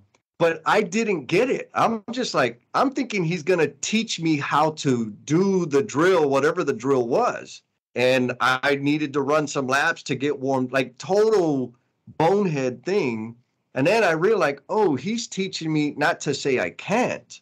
Because if I believe I can't, it's going to be true. And he's like, okay, Jess, can you? I'm like, yes, I can. Okay, I'll see you tomorrow. And totally missed the concept until later on. I don't know if that's too far of a stretch, Thomas, but that's what. No, you need it. You need some the 5S relationship, and I talked about this on your live stream. Sometimes you need third-party help to get you to where to get you to see to even see. Yes, because we're blinded by our problems with constraints. We can't even see our own problems, and worse, bias trickles in and it messes around with our brain. You can't even see, even if you're looking at it. Yes, they call that the aha moment, right? Because I think it's a mnemonic thing. It's like, aha, I get it now. So got it. And I had one. Yes, when I read the book, so I was, and it was the idea of the 6. I'm trying to back up. When you're getting into look ahead planning, I was following the steps. I'd be like, okay, you go to the master schedule, pull the things down, bring in your, but you do all this stuff. But I was like, if we had productivity, if we made some changes, we went faster or we went slower in the schedule, I wasn't updating the schedule that way. In the look ahead, I would be like, no, you're behind. You need to pick up speed. No, I'm not changing the schedule. Yep. I'm not changing the schedule. The schedule was our business agreement. And I wouldn't let go of that. I was I'm holding on. I'm talking about letting go of things. Yep. So the lesson that I learned when I'm reading this book, even in this chapter, it's chapter 3, this corporate shenanigans, because I was taught from people who were teaching me this CPM method. And we're going to talk about CPM, last planner. Don't worry. Yeah. But they're like, this is the schedule. You don't touch it. In fact, we're going to grade. We have a mechanism to grade every stop, every time you start and every time you finish. If you change any of that, you're going to get in trouble. We're going to have conversation. Why are we changing start dates and why are we not finishing when we plan to? Well, I'm also in this system. We have this fluid thing of if we make improvements to the system, we need to bring stuff in. And if we have problems, and we gotta put that outward. So I wasn't doing that. And I was having failures. My aha moment came way later and be hey, we actually have to, if we find problems and constraints, we got to put those we got to plug them in P6, whatever your system is, and see how that plays out. Run a simulation. Do the what ifs. Yep. Do them. And then if it's true, that's the new schedule. Sorry. Yes, reality. It's reality. So I had to face reality. And we get stuck in that loop a lot. And it's a lot of this corporate shenanigans stuff that's so core beliefs. And yeah, so it's really tough. We're not going to get quite into the Jason Schroeder main event, but it's coming. But I will say that my aha moment was like, we need to update our plan too. Like if we're getting feedback from trades and we're going out and we're studying and we're updating weekly work plans, we're really trying hard. If we don't use that feedback mechanism to update the overall plan downstream 6, 8, 12, 2 years from now, we're in trouble. We're in big trouble. So that was my say-do ratio that I was way out of balance. Oh, all right, yeah. Chapter 4. We're only like really into this. We're gonna go forever. It's a marathon. It's so good. Alex goes to Chicago. He's like, well, cigar. I gotta get a hold of Jonah. Yes. Jonah, the jet-setting college professor.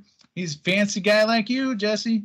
Uh-oh. Fancy guy like you. Consultants, jet-setting. Getting all the got the credit card going, got the expense account, getting wined and dined. I'm going to Chicago. Oh, who am I kidding? Yeah. I'm literally planning on taking a trip to Chicago too.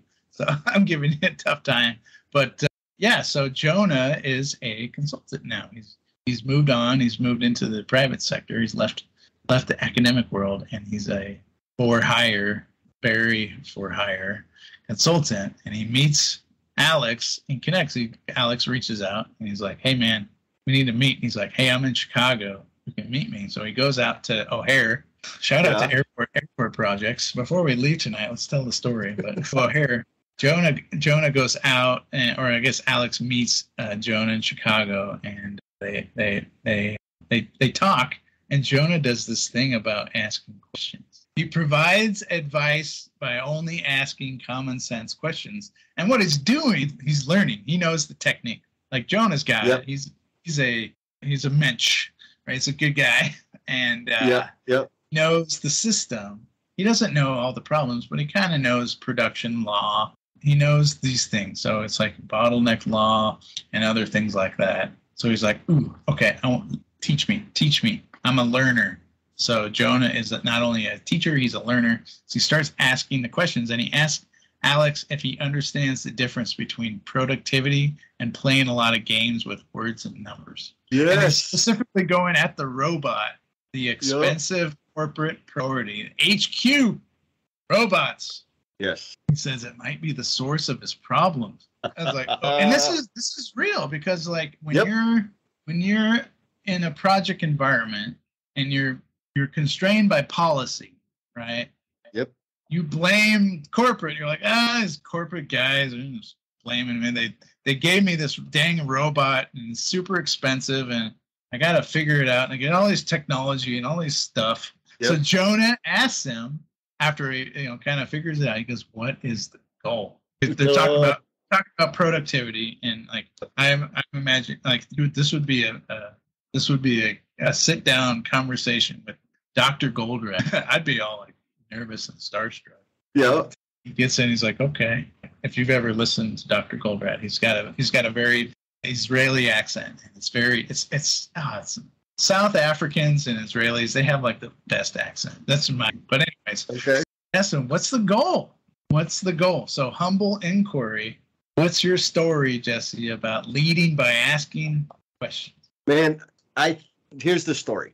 I got introduced to humble inquiry via David Verbal.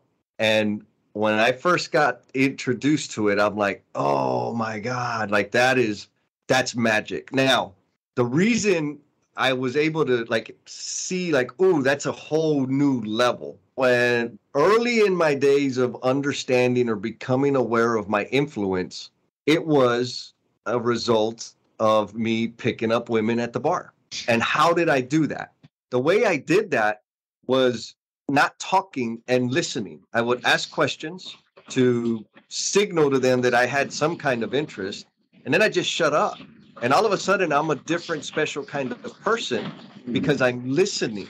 now, and what was also happening is as they were talking, they were giving me the cheat codes to what they were looking for and what made them happy. So all I had to do was pretend that I was that person, and I got what I wanted. Now, that's not a good thing, but that's what I did. So I knew how to do that. Humble inquiry is a totally different thing. And so I've done some study on it, right? So the way I understand or explain humble inquiry, it's asking the question to which you do not know the answer to, right? It's one. Now, in order for me to do that, I've got to be totally connected with the person in front of me, like totally present, so that I'm connecting. And now I'm really interested. I really want to understand like what's going on, what's their thinking. And so what happens when I ask that type of question, they examine their own thinking. And that's the magic, right? When somebody starts examining their own thinking of what are their assumptions, so, like it's free of assumptions, it's free of opinion, like just what are we talking about? And then within that humble inquiry thing, there's like two buckets.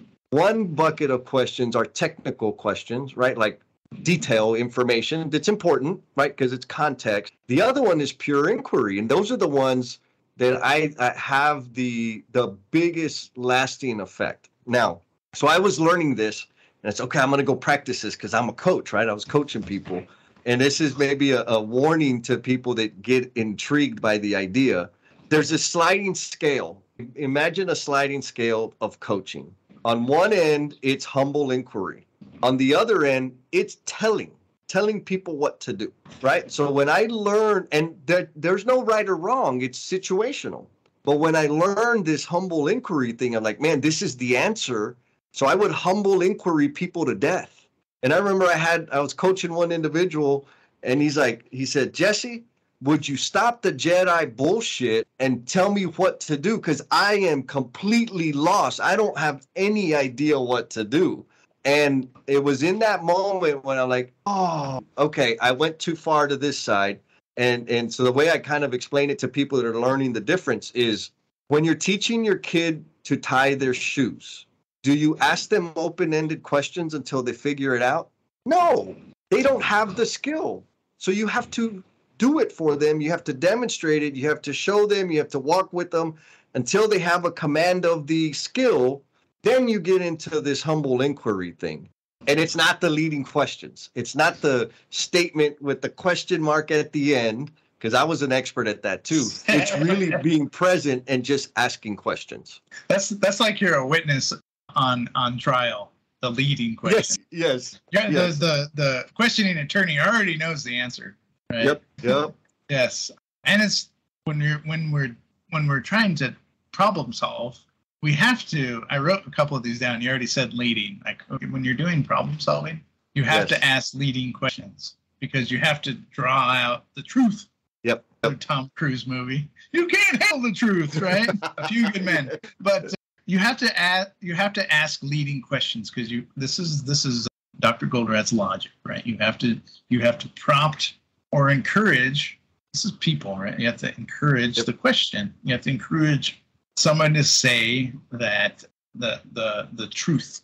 Yes. And then another one I wrote down was rhetorical questions. And these are, I'm the king. I am the rhetoric king. Maybe the prince. Maybe I'm the prince. I'm not the king. But these are questions for dramatic effect or to make a point. What do I call this? I call this it's hiding aggressive. It's being aggressive. It's not passive aggressive. It's not passive aggressive. There's a word for it. It's escaping me, but it's being like a spy or something, that you're super aggressive, but you're shrouding that. And so when you ask these dramatic effect.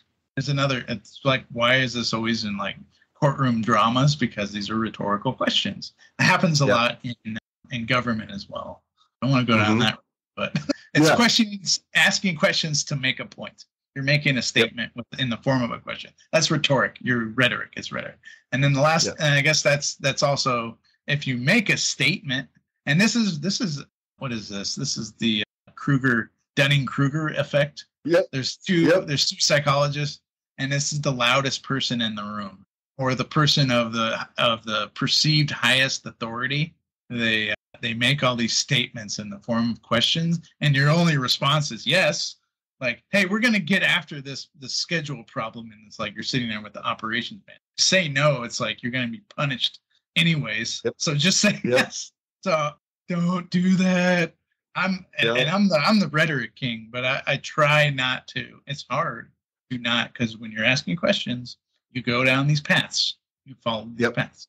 So you have to catch yourself when you do that. And there's a really good book, Ed Sheen. It's called Humble Inquiry. It's really good. And then David Verbal from Lean Enterprise Institute. He used to work at Toyota, and he's like the Jedi Master. Dude, David, ultimate.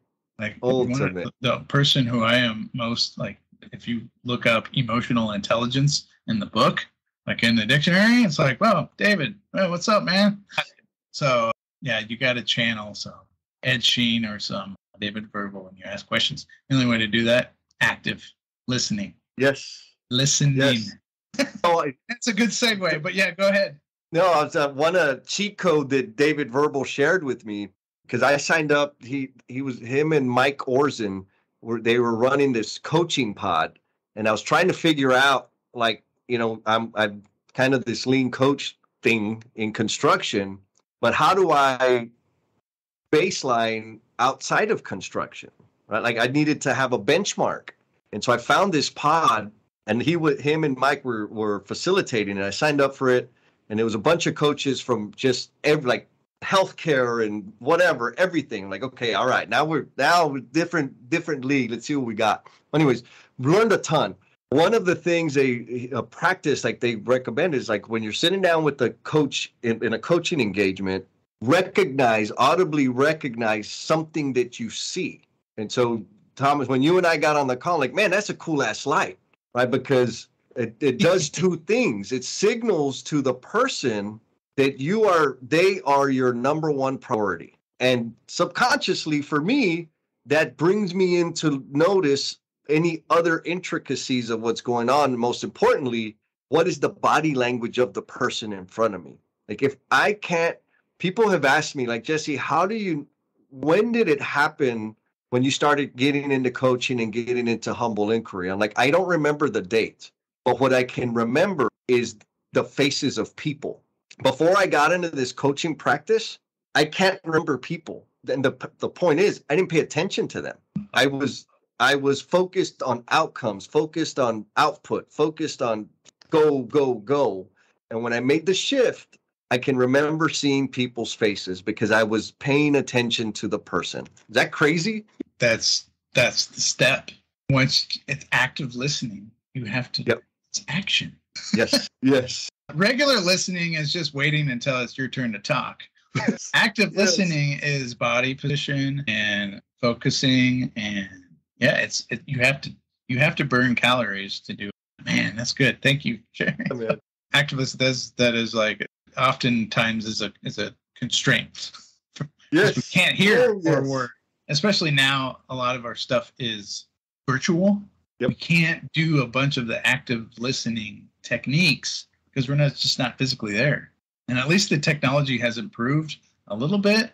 That, like, the definition of the video has improved and the audio, those kind of things have improved. So it makes it a little bit better, but it's still not. You still don't get the deep connections of being in person. We are human beings. We have to connect with human beings. Yes. So this is a great segue to chapter 4. We're like 30 pages in, by the way. Like, this is gonna be. Better just start at your own. The Goal podcast. This is just be. I don't care. I'll talk about it all the time. It's so much fun because it's just so relatable. But we're gonna talk about. Let me change my voice. Go. This chapter 5 is the extreme ownership chapter, and it's kind of funny because there's like a bunch of undisciplined. This is not like Jocko's. This is not his disciplined approach to work, but he talks about this all the time. And chapter 5 is so Alex. He blows off the meeting. He actually gets up and leaves the meeting in the middle of the important to Bill Peach meeting. This is Bill Peach. Like, this is my meeting. I got slides And this was before PowerPoint. So you had to print out slides on transparent paper, or I don't know. It had to be transparencies. I'm sure there was there's all kinds of administrative help with this thing, and like binders had to be printed, and like it was all indexed. Excel wasn't even a thing in '84. Maybe, probably not. It was terminal computers, probably some cards with holes in it. You know, people born after 1995 have no frame of reference. No idea. No clue. Anyways, so I won't go there. I'll go back to Jocko. So anyway, so what he does, he blows off the meeting, leaves, and goes back to the plant. But before he goes in the plant, he goes and sits on the hillside. He grabs some food along the way. A whole bunch of food, kind of ridiculous amount of food, by the way. Yeah. But he goes to an Italian restaurant, gets pizza, gets some beers, and he sits on a hill with an elevated view of the plant. So he's like, you just sit on the hill, and he theorizes all of this technology, all of this endless production on inventory, right? All of the graphs and charts and transparencies and overhead projectors and all this stuff. So much waste. I mean, just they probably took down half of Oregon with that one meeting with all the binders. But this actions suggested by corporate are not advancing the plant that he's looking at. All of this say-do stuff, even though it's really good, it is. You got it. So what Jocko says, he's like, you got it. Excuse me. You got to detach. Right? And that's what Alex does. He actually elevates. He goes up and sits on the hill so you can see the plant. And he detaches himself from the situation. Doesn't go in the plant. Doesn't talk to anybody. Cell phones weren't even a thing, so forget that notion. Can't text. And he detaches himself from the situation. And he's like, you know what? I'm thinking about making some changes here. Like he starts he detaches himself from the situation, elevates himself. Yep. So Jocko, Echelon Front is really good company. And by the way, here's a cheat code. If you reach out to those guys and are honest, the Echelon Front guys, they'll write you back. It's really cool. Yeah. Shout out to Dave Burke, by the way. Good deal, Dave. Anyways, yeah. So, but they constantly, one of their planning or one of their training sessions, they go to Gettysburg in Pennsylvania, or it's New York. Where is it? Where's Gettysburg? Jeez. Over there. Oh, in July 1st and 2nd in 1863, there was a battle on that battle site somewhere in the northeast of the United States. And there was an advantage, and Echelon Front, they take people there and they talk about this. But the physical advantage, the Union, spoiler alert, the Union Army won this battle. And it was a very important battle in the Civil War. And many of the reasons why was because the Union Army's planners, the people who made the decisions and organized the troops and those kind of things, they had a physical advantage. They put their troops and their guns and all their stuff up high on the hill, up high.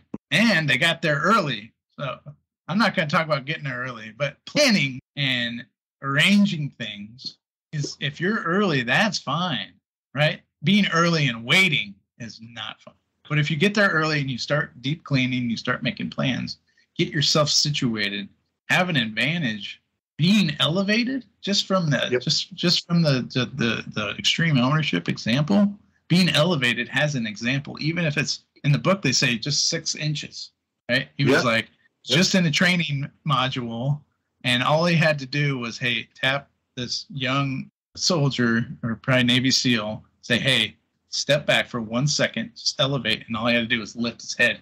He can see the battleground. So he understands a couple things, and these are universal with construction as well. Visual management. See the battle site, see the job site, see the crane, all of the things. Understand physical logistics. Understand laws of physics. You have to see all that stuff. And in the next go around, I'm going to channel some Brian Winningham because I got the Ranger Handbook, and I made it an example there, but I wanted to keep it on the Navy side today. Yeah. And, but Jesse, here's a question. This is getting there early and detaching.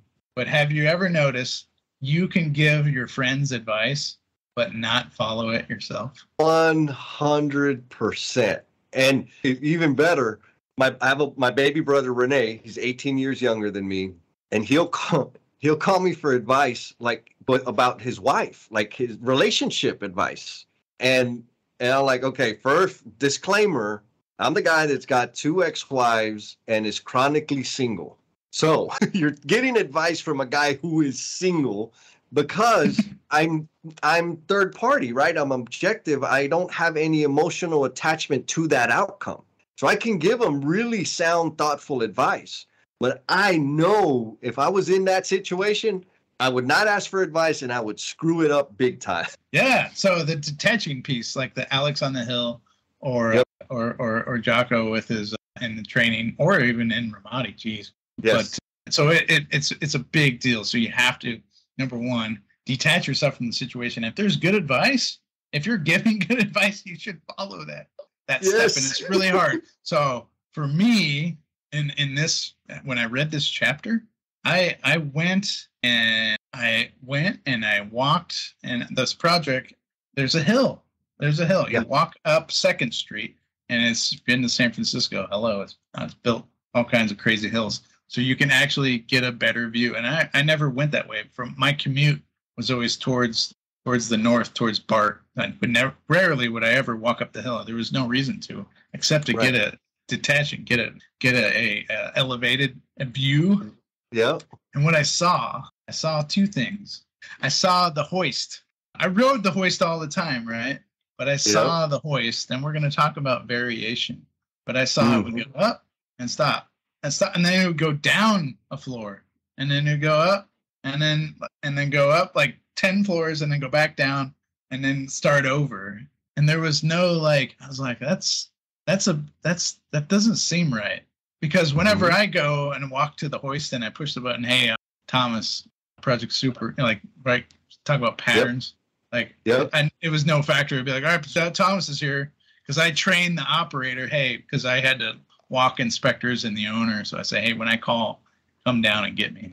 I try not to take advantage of that, but I trained the operators that way, and they would learn my voice. I have a very nasally, very distinct voice, so it's not too hard to recognize.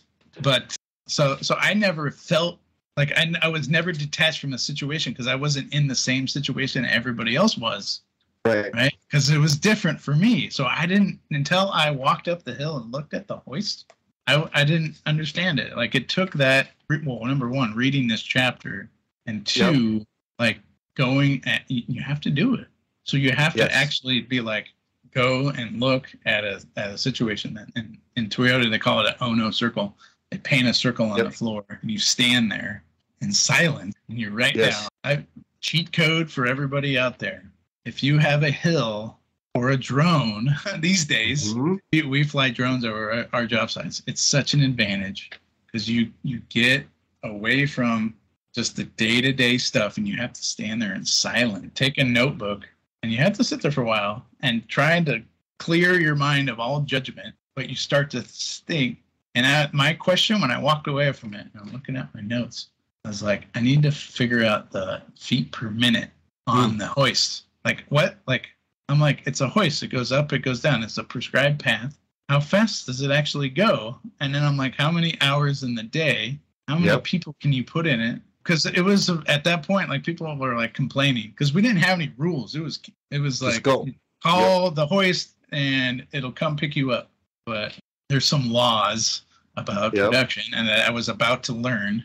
But the story for this chapter, for detaching, was I had to be curious. I had to elevate myself. I had to detach, and I have to remove my own bias, because, hey, when I get on the hoist, I push the button, it comes, it gets me. I had to remove myself from that thing. That was my ego getting in the way. That was a constraint. Once I accepted that fact, then I was like, I got super curious about motion and time. Oh. Yeah, there's some production laws we're about to discover. Thomas said it in about 12 years ago. But until I stepped away and I checked my ego and you detach from that situation, then you can see. Only then can you see the logic. And the Union Army figured that one out very well, and they won that battle, because a lot of the stuff, there was a block wall and there was the elevated, and then they had an advantage.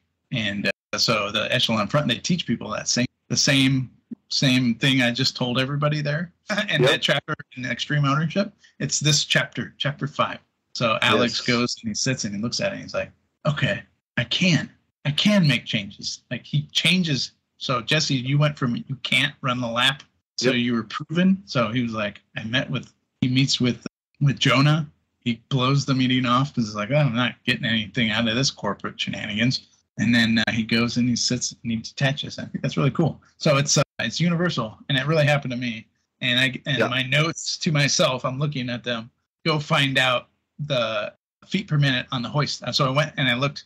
There was the hoist company gave us the cement, and it was there. And it had that information. So I'm like, oh, I got to open Excel. Oh, how many floors? Right. So I'll talk about. I have that, but that moment for me was like my first rabbit hole into the laws of production or the laws of constraints. So we spent a lot of time.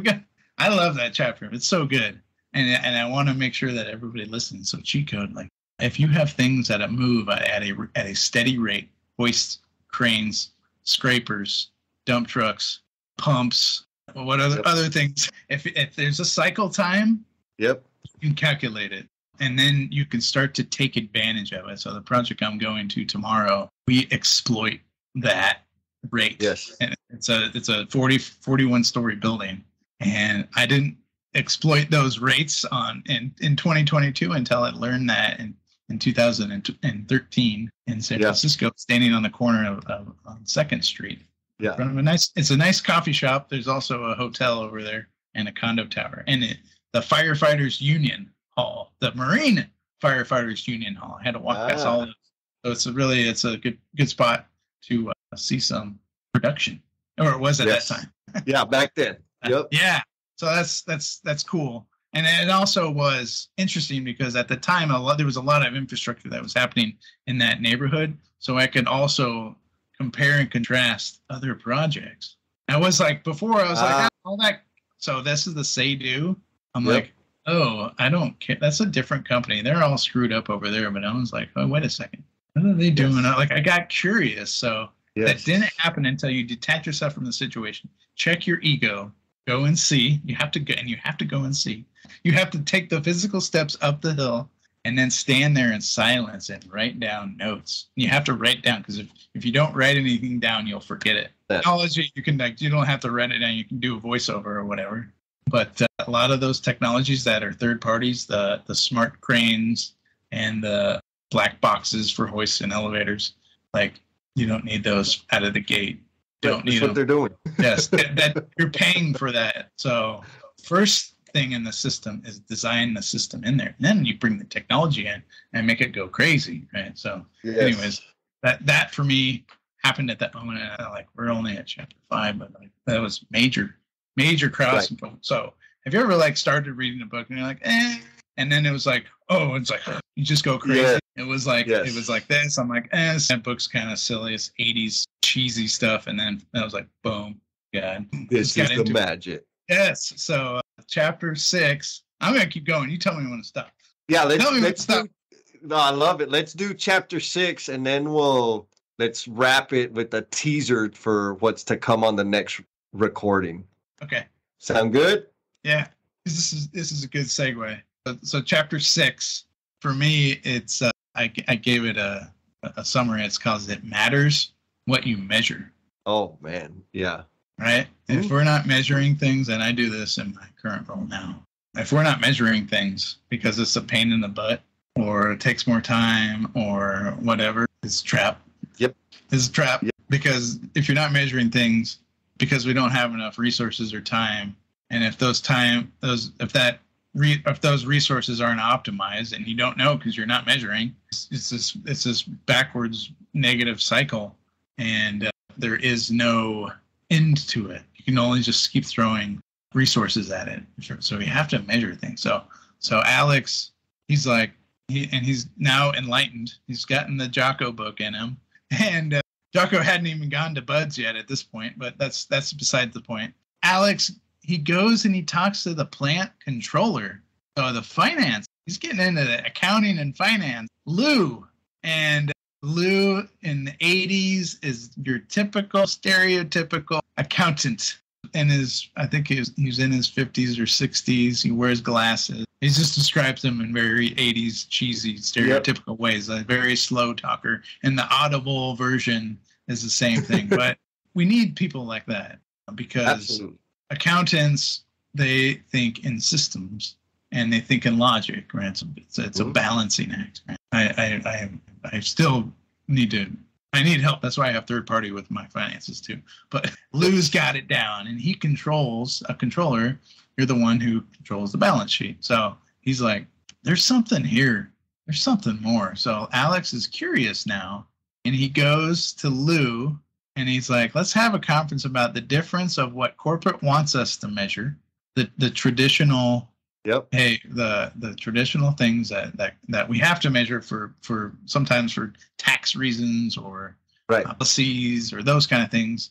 And then and my company is no different. We've got all kinds of financial dashboards going and like cash flow and those kind of things. Those are very important to do.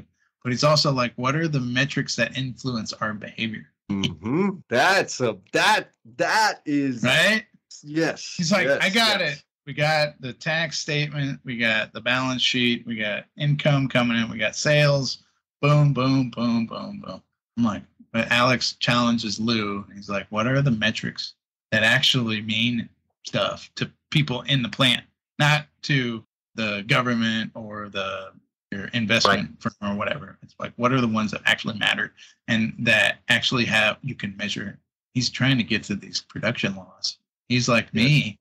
I'm like, ooh, I got to go study the up and down feet per second on the crane now, or what's the swing radius or all this stuff.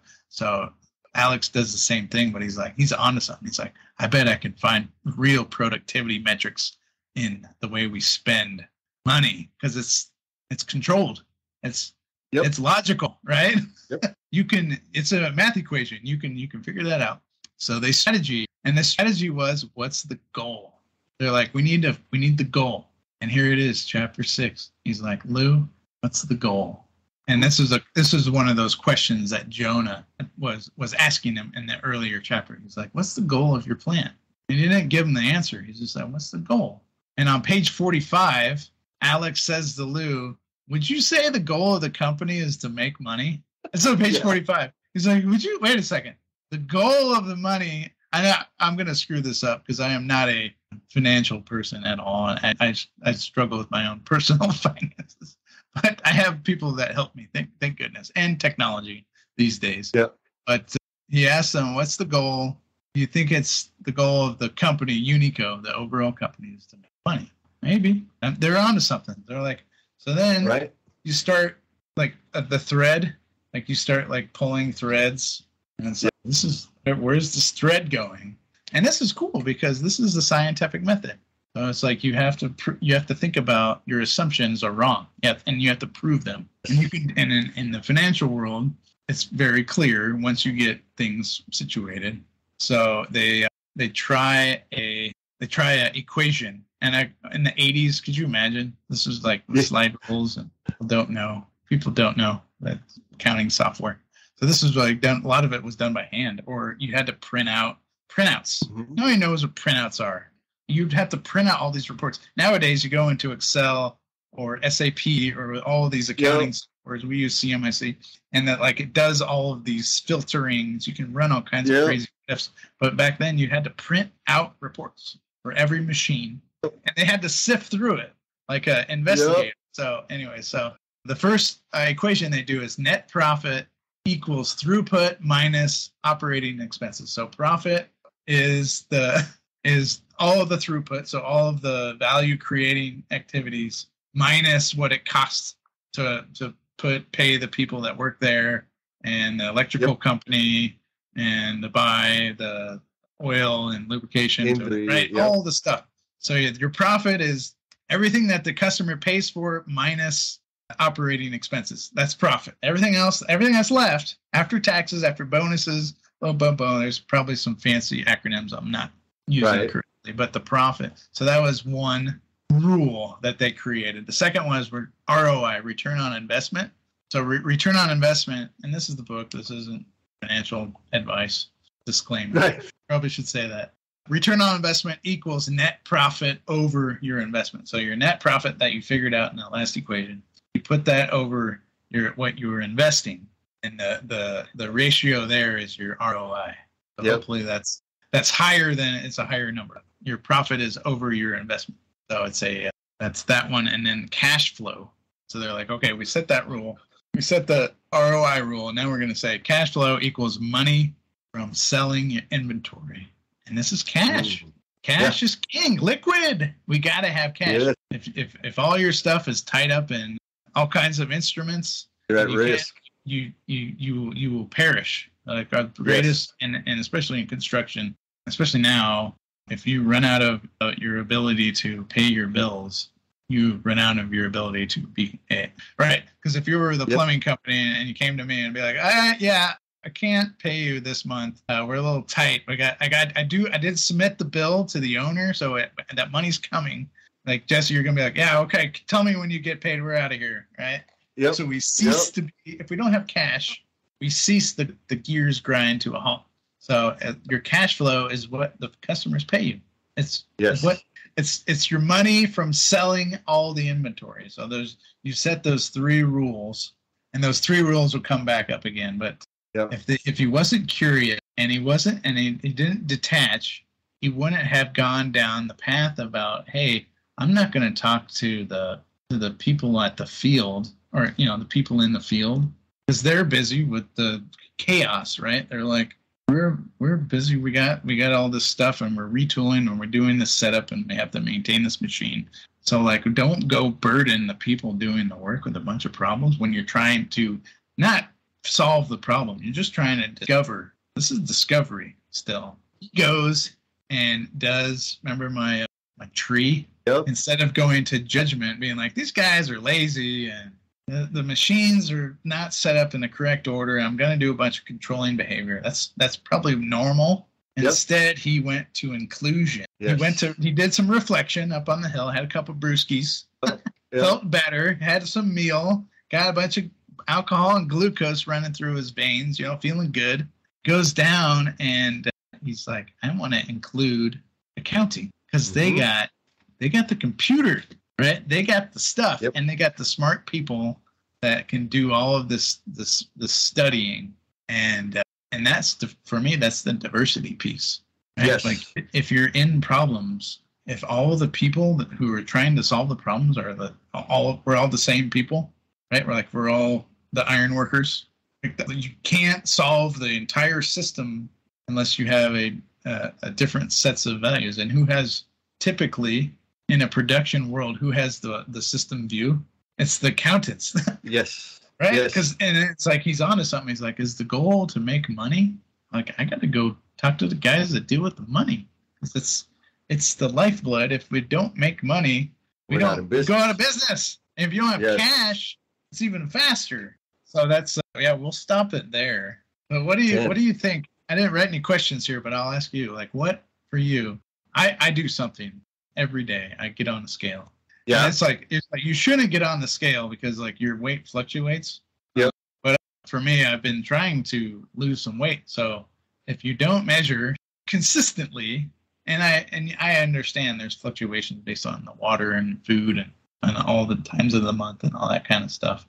So I have that understanding. But if I don't stand on the scale, I don't know what I weigh. And if the goal for me is to weigh less, I have to measure it, right? Yes. And there's other measurements I make, like I wear other devices to see how well my VO2 max is doing and stuff like that. Yep. So in my workout journey, I do a whole bunch of measuring, look at your heart rate while you're working out, right? So you do that kind of stuff. That matters, and it matters what you measure. And at work, the same thing. I work in quality. So if we're not measuring quality, that means we're not measuring all of our errors and defects and constraints and procurement, like stuff coming in. You have to measure all of those things. The rest, we'll get really into that kind of stuff in the next session. But we have to measure those things, and kind of get to do that all the time. It's so much fun now. So, but that chapter 5, the discovery sent me down the path of always be curious, always challenge assumptions. If somebody tells you no, it's not no forever. It's just not right now, or not this way, right? So you got to approach it a different way. And measuring for me lately is if someone has a differing set of opinion or difference of values, or the way they see the world is different than mine. I don't judge. I don't move to judgment anymore. It's hard. It's hard. But so now and this is my active goal that I'm doing right now. If I come across, and it happens all the time, you come across a conversation with somebody who has different sets of beliefs, don't go to judgment. Find out why they think that way. And not judge it. It's super hard. So it's super hard. Yeah. So you have to do those active listening steps. Yes. And you have to be totally open while you're doing those active listening steps. But when you do that, you make a new friend. Even though we're different in views or whatever, beliefs, religion, or all of those things, we make a connection. And now you can now understand how they see the world. So in the next few chapters, if you don't do that step, we don't meet people where they're at. You have to meet people exactly where they're at, not judge them, even if they're wrong. And in your mind, you have to be like, okay, that's the current state. That's one of my branches on my cause and effect tree. We're going to label that. And that's what we have to understand that piece to move towards the goal. Alex was like, I got to go to talk to the financial guys, and he's an old stodgy, probably didn't want to be bothered, right? This was Lou. Didn't want to be bothered. He's about to retire. He's about to check out. And Alex went in and got him excited about his work. And the only way you do that, you meet them exactly at their where they are working. You don't ambush them, and you ask a bunch of really good questions, and you build this relationship with people, and then we can work towards the goal. So for me, working towards the goal is don't avoid conflicts, and instead you resolve them rationally. Well, and so what he did there, which is a power move, right, is understand the problem from all the perspectives of the problem, right? So he went to his finance person. And so any business problem we're dealing with, everybody is experiencing that problem differently. And all of it is true. But if we don't go and investigate and understand what does finance see, what does HR see, what does production see, what is quality, what is safety, what like all the different things, if we don't understand it from their perspective, we're missing it. We're going to miss something important. And then, the metric thing, metrics are dangerous. Like they're necessary, but they're also dangerous. And I got a story, like real story. There's two things, and they're very closely related. I noticed, we had these task codes, right? The way the budgets were broken up. And so the task codes, there was a high frequency of the fixture code and the air device code of going over budget, like historically, right? And so what they were doing, the company's like, man, we need to go and we need to study the fixture installation. We need to teach people how to install fixtures. We need to teach people how to install grills, like all this rigmarole. And I remember they were talking about, I was like, why are you going to do that? And like, because we keep busting the codes. Like there's something wrong with the installation. I was like, no, that's not why we keep busting those codes. We keep busting those codes because the project managers get mad at us when we go over a code on the underground. So once I run out of hours on underground, I just charge my time to the stack out code, even though I'm doing underground. And then when I get to this run out of hours in the stack out code, fixtures. And guess what? Fixtures is the last code. That's why it's busting. And I remember the guy looked, he's like, are you serious? Like, yeah, they tell us, don't charge that code anymore, charge this code. Don't charge that code anymore. So it wasn't a production problem. It was a system problem, right? And here's the thing. It's kind of relative to the schedule story you gave earlier. It was a measuring problem, right? Yes. To hide it. There's a problem. If we're going over budget, there's a problem. Let's surface the problem. Yes. Let's address the problem. All we did was move it to the end, and the company was going to invest resources to teach people how to install. That was one like reporting thing. The other one was we had this way of tracking productivity, which is flawed. But anyways, and they had a reward system in place. And so the reward system was designed around, if you were managing as a superintendent, whatever, 10,000 man hours, and your productivity ratio was below a 1, because 1.0 productivity ratio meant you were hitting budget. Anything over a 1, you were over budget on labor. Anything under a 1, you were beating the budget. So if you had, a whole quarter of whatever, and you were the highest or the lowest number, 0.85 or whatever, you would get a plaque and you'd get a $5,000 check or something. So we did that, like company-wide. And all of a sudden, everybody's looking at these printouts. Man, look at production. We're killing it, right? It's awesome. It's amazing. Yeah. Until they hit 90%. All of a sudden, people were like making big, according to the report, big gains on production. Then they hit 90, and all of a sudden it's 90.1%, 90.2%, 91%, because nobody was reporting production. They were doing the math to keep themselves at a 0.85, a 0.86 to get the bonus. They did nothing to facilitate production. They did simple division. How many man hours are getting charged to my project this week? What's the factor? Boom. This is the productivity ratio that I'm going to plug in that keeps me at this number. Disastrous, right? Because now back to another point you made earlier, if you don't go and see, you never know there's a problem. Like there were projects that I took over for one of the superintendents that was leaving out. I was taking over like 6 different projects. Everything looked great until I walked the job.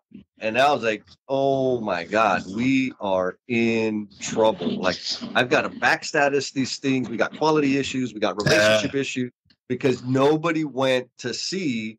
So again, but detached too. You can't just go and get the tour. You have to take it. Right. You have to be one step detached and question, right? You have to be curious. Yeah. Yes. So metrics are important. And like the scale reference, I do the same thing. I measure myself, my weight daily. But that's not the measurement that gets me the results I need. The measurement, the thing that I learned, and this is after years and years, the appropriate thing for me to measure is my heart rate.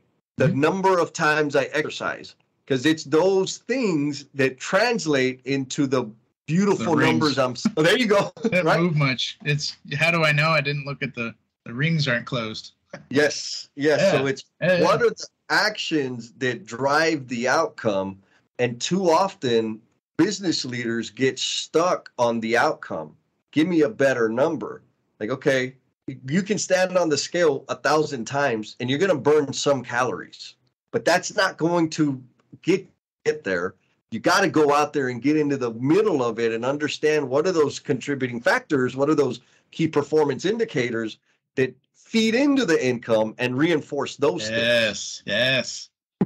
So for me, I also track what I eat. Yes, there you go. Exactly. So yeah, you can't just, so that's a good point. And thank you for bringing that up, because oftentimes if we're looking at metrics, like big corporate guy like me now, I'm detached from, but I'm so far detached, I can't even see what's happening.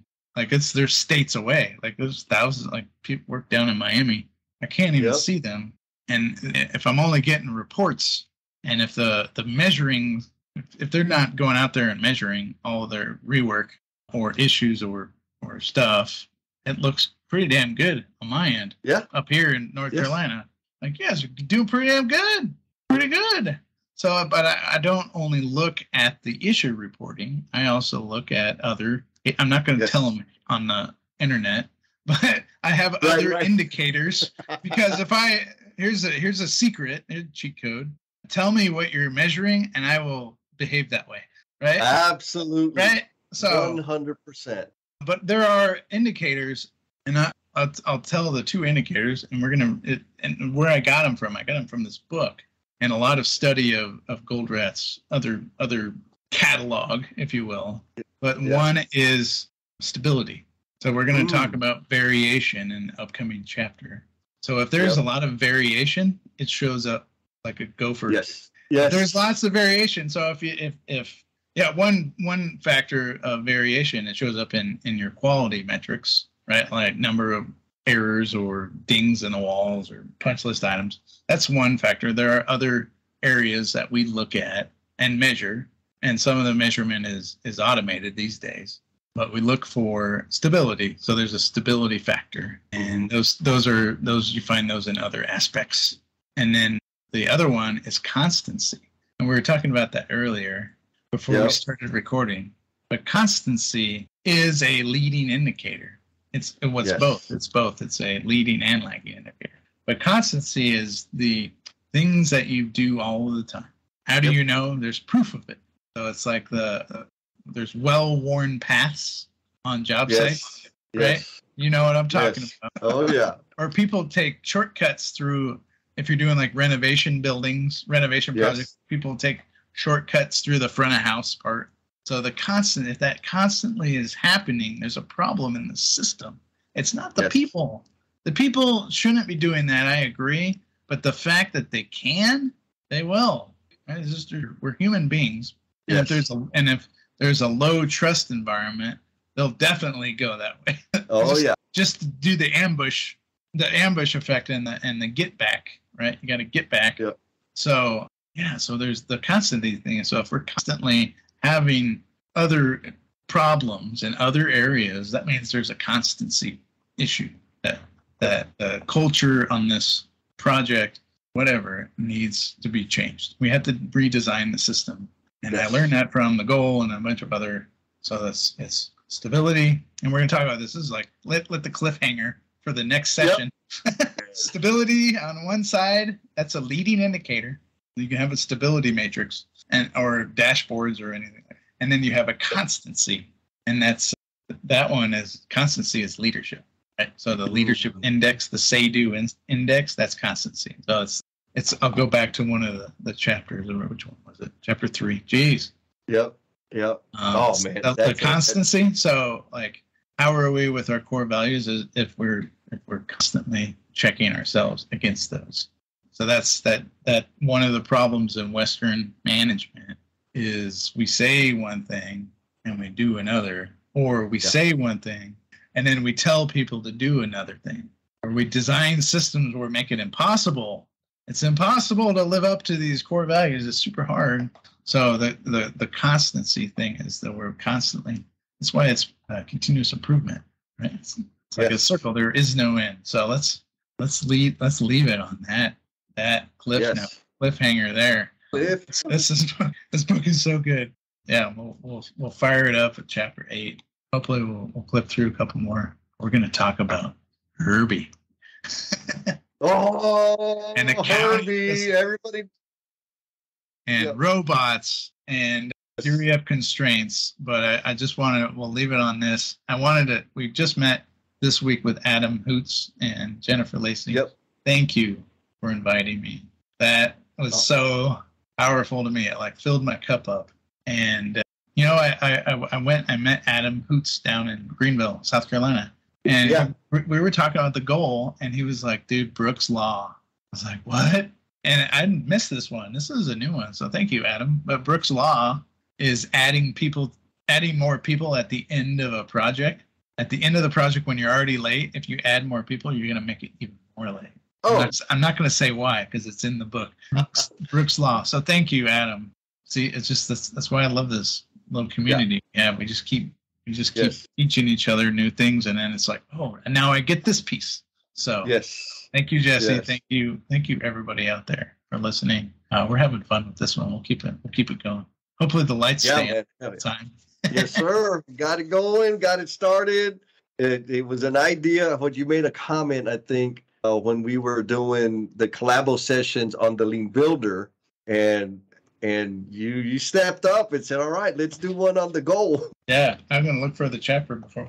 Did you note it? Probably going to tab chapter 7. Chapter 7, PPC. And you changed my mind. Like, you were like, I was like, % plan complete. I used to have some rules about PPC, and you were like, it doesn't matter. The PC don't matter. Trust, respect. Trust and respect. You just crushed it.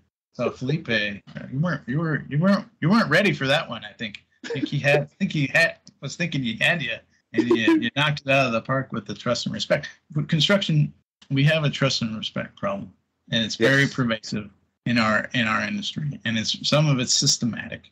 And once we understand things like Brooks' law and the theory of constraints, we can start to systemize it and work ourselves out of it. And then there's not blaming of people or having to have another appendix on a contract about a set of behaviors, or even changing the entire contractual system. So we're forced into we're forced into making financial decisions together because of business agreements.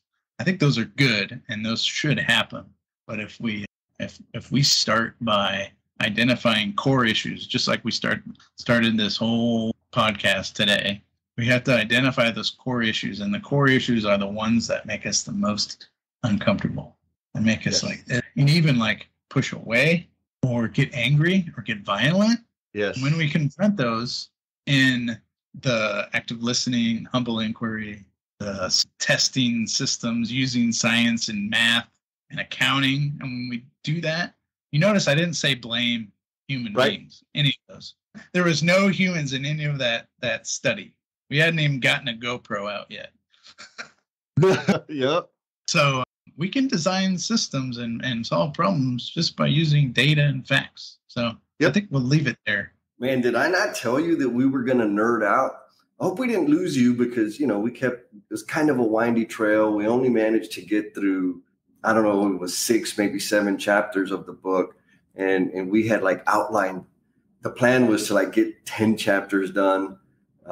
And just because of the experience and the memories and the real value that you can get out of the book, and of course, sharing your real life experiences, the rest of the darn episodes are just as long, but they're also just as rich with Thomas's experience and, my goofy antics. I'm really just here for comedy relief. So, of course, we're going to give a shout out to the L&M family members out there. And yes, I'm still really excited about the Lean and Love books. Anytime we get a review on the Amazon, I've got to shout it out because, that's extra special. Somebody took the time to go and buy the book. Then they read the book, and then they went back to the app and left us a review, which is just the ultimate. So thank you so much for taking the time to do that. The folks that are dropping in them 5-star reviews, thank you for doing that too. Because guess what? We're batting 1,000, all 5 stars right now. So here we go. This shout out is to Mr. Jim Gontorius. Jim says there are many books on lean out there. Not many are focused on the importance of relationships. We have relationships on the job, and we have them in our personal lives. Many lean tools improve our relationships at work. So why can't we use these at home to improve our personal relationships? Jen and Jess show you how to do this. Highly recommend this book to everyone needing to improve their ripples of impact in their relationships on both sides of the project gates. Man, gangsta. Lean starts with people. Thanks to Jen and Jess, I will do better today than I did yesterday. Man, that's amazing. Jim, appreciate you, my man. I know you've spoken life into so many careers out there, and you continue to do so. I appreciate you, my man. Also, deep appreciation to Miss Sandra Gontorius, because I know she's right by your side, contributing to the human being that you are. To the rest of the L&M family, we love you so, so very much. The fact that we are recording this collabo session on the Goal does not mean that we are no longer doing our interviews. We're just going to have this, nice period of time where you're going to be getting one interview and one episode of the Goal or of this collabo session. So be cool, y'all, and we'll talk at you next time. Peace. Oh my goodness. You're either driving down the road or just so enthralled with this whole podcast that you went all the way down to the very, very, very, very end of it. And we appreciate you. We're going to take this as an indication of your dedication So we got a little special request of you, a call to action, because everybody tells us that like you need to have a call to action. So here's the call to action. Be kind to yourself. Go out there and share a smile with someone. Peace.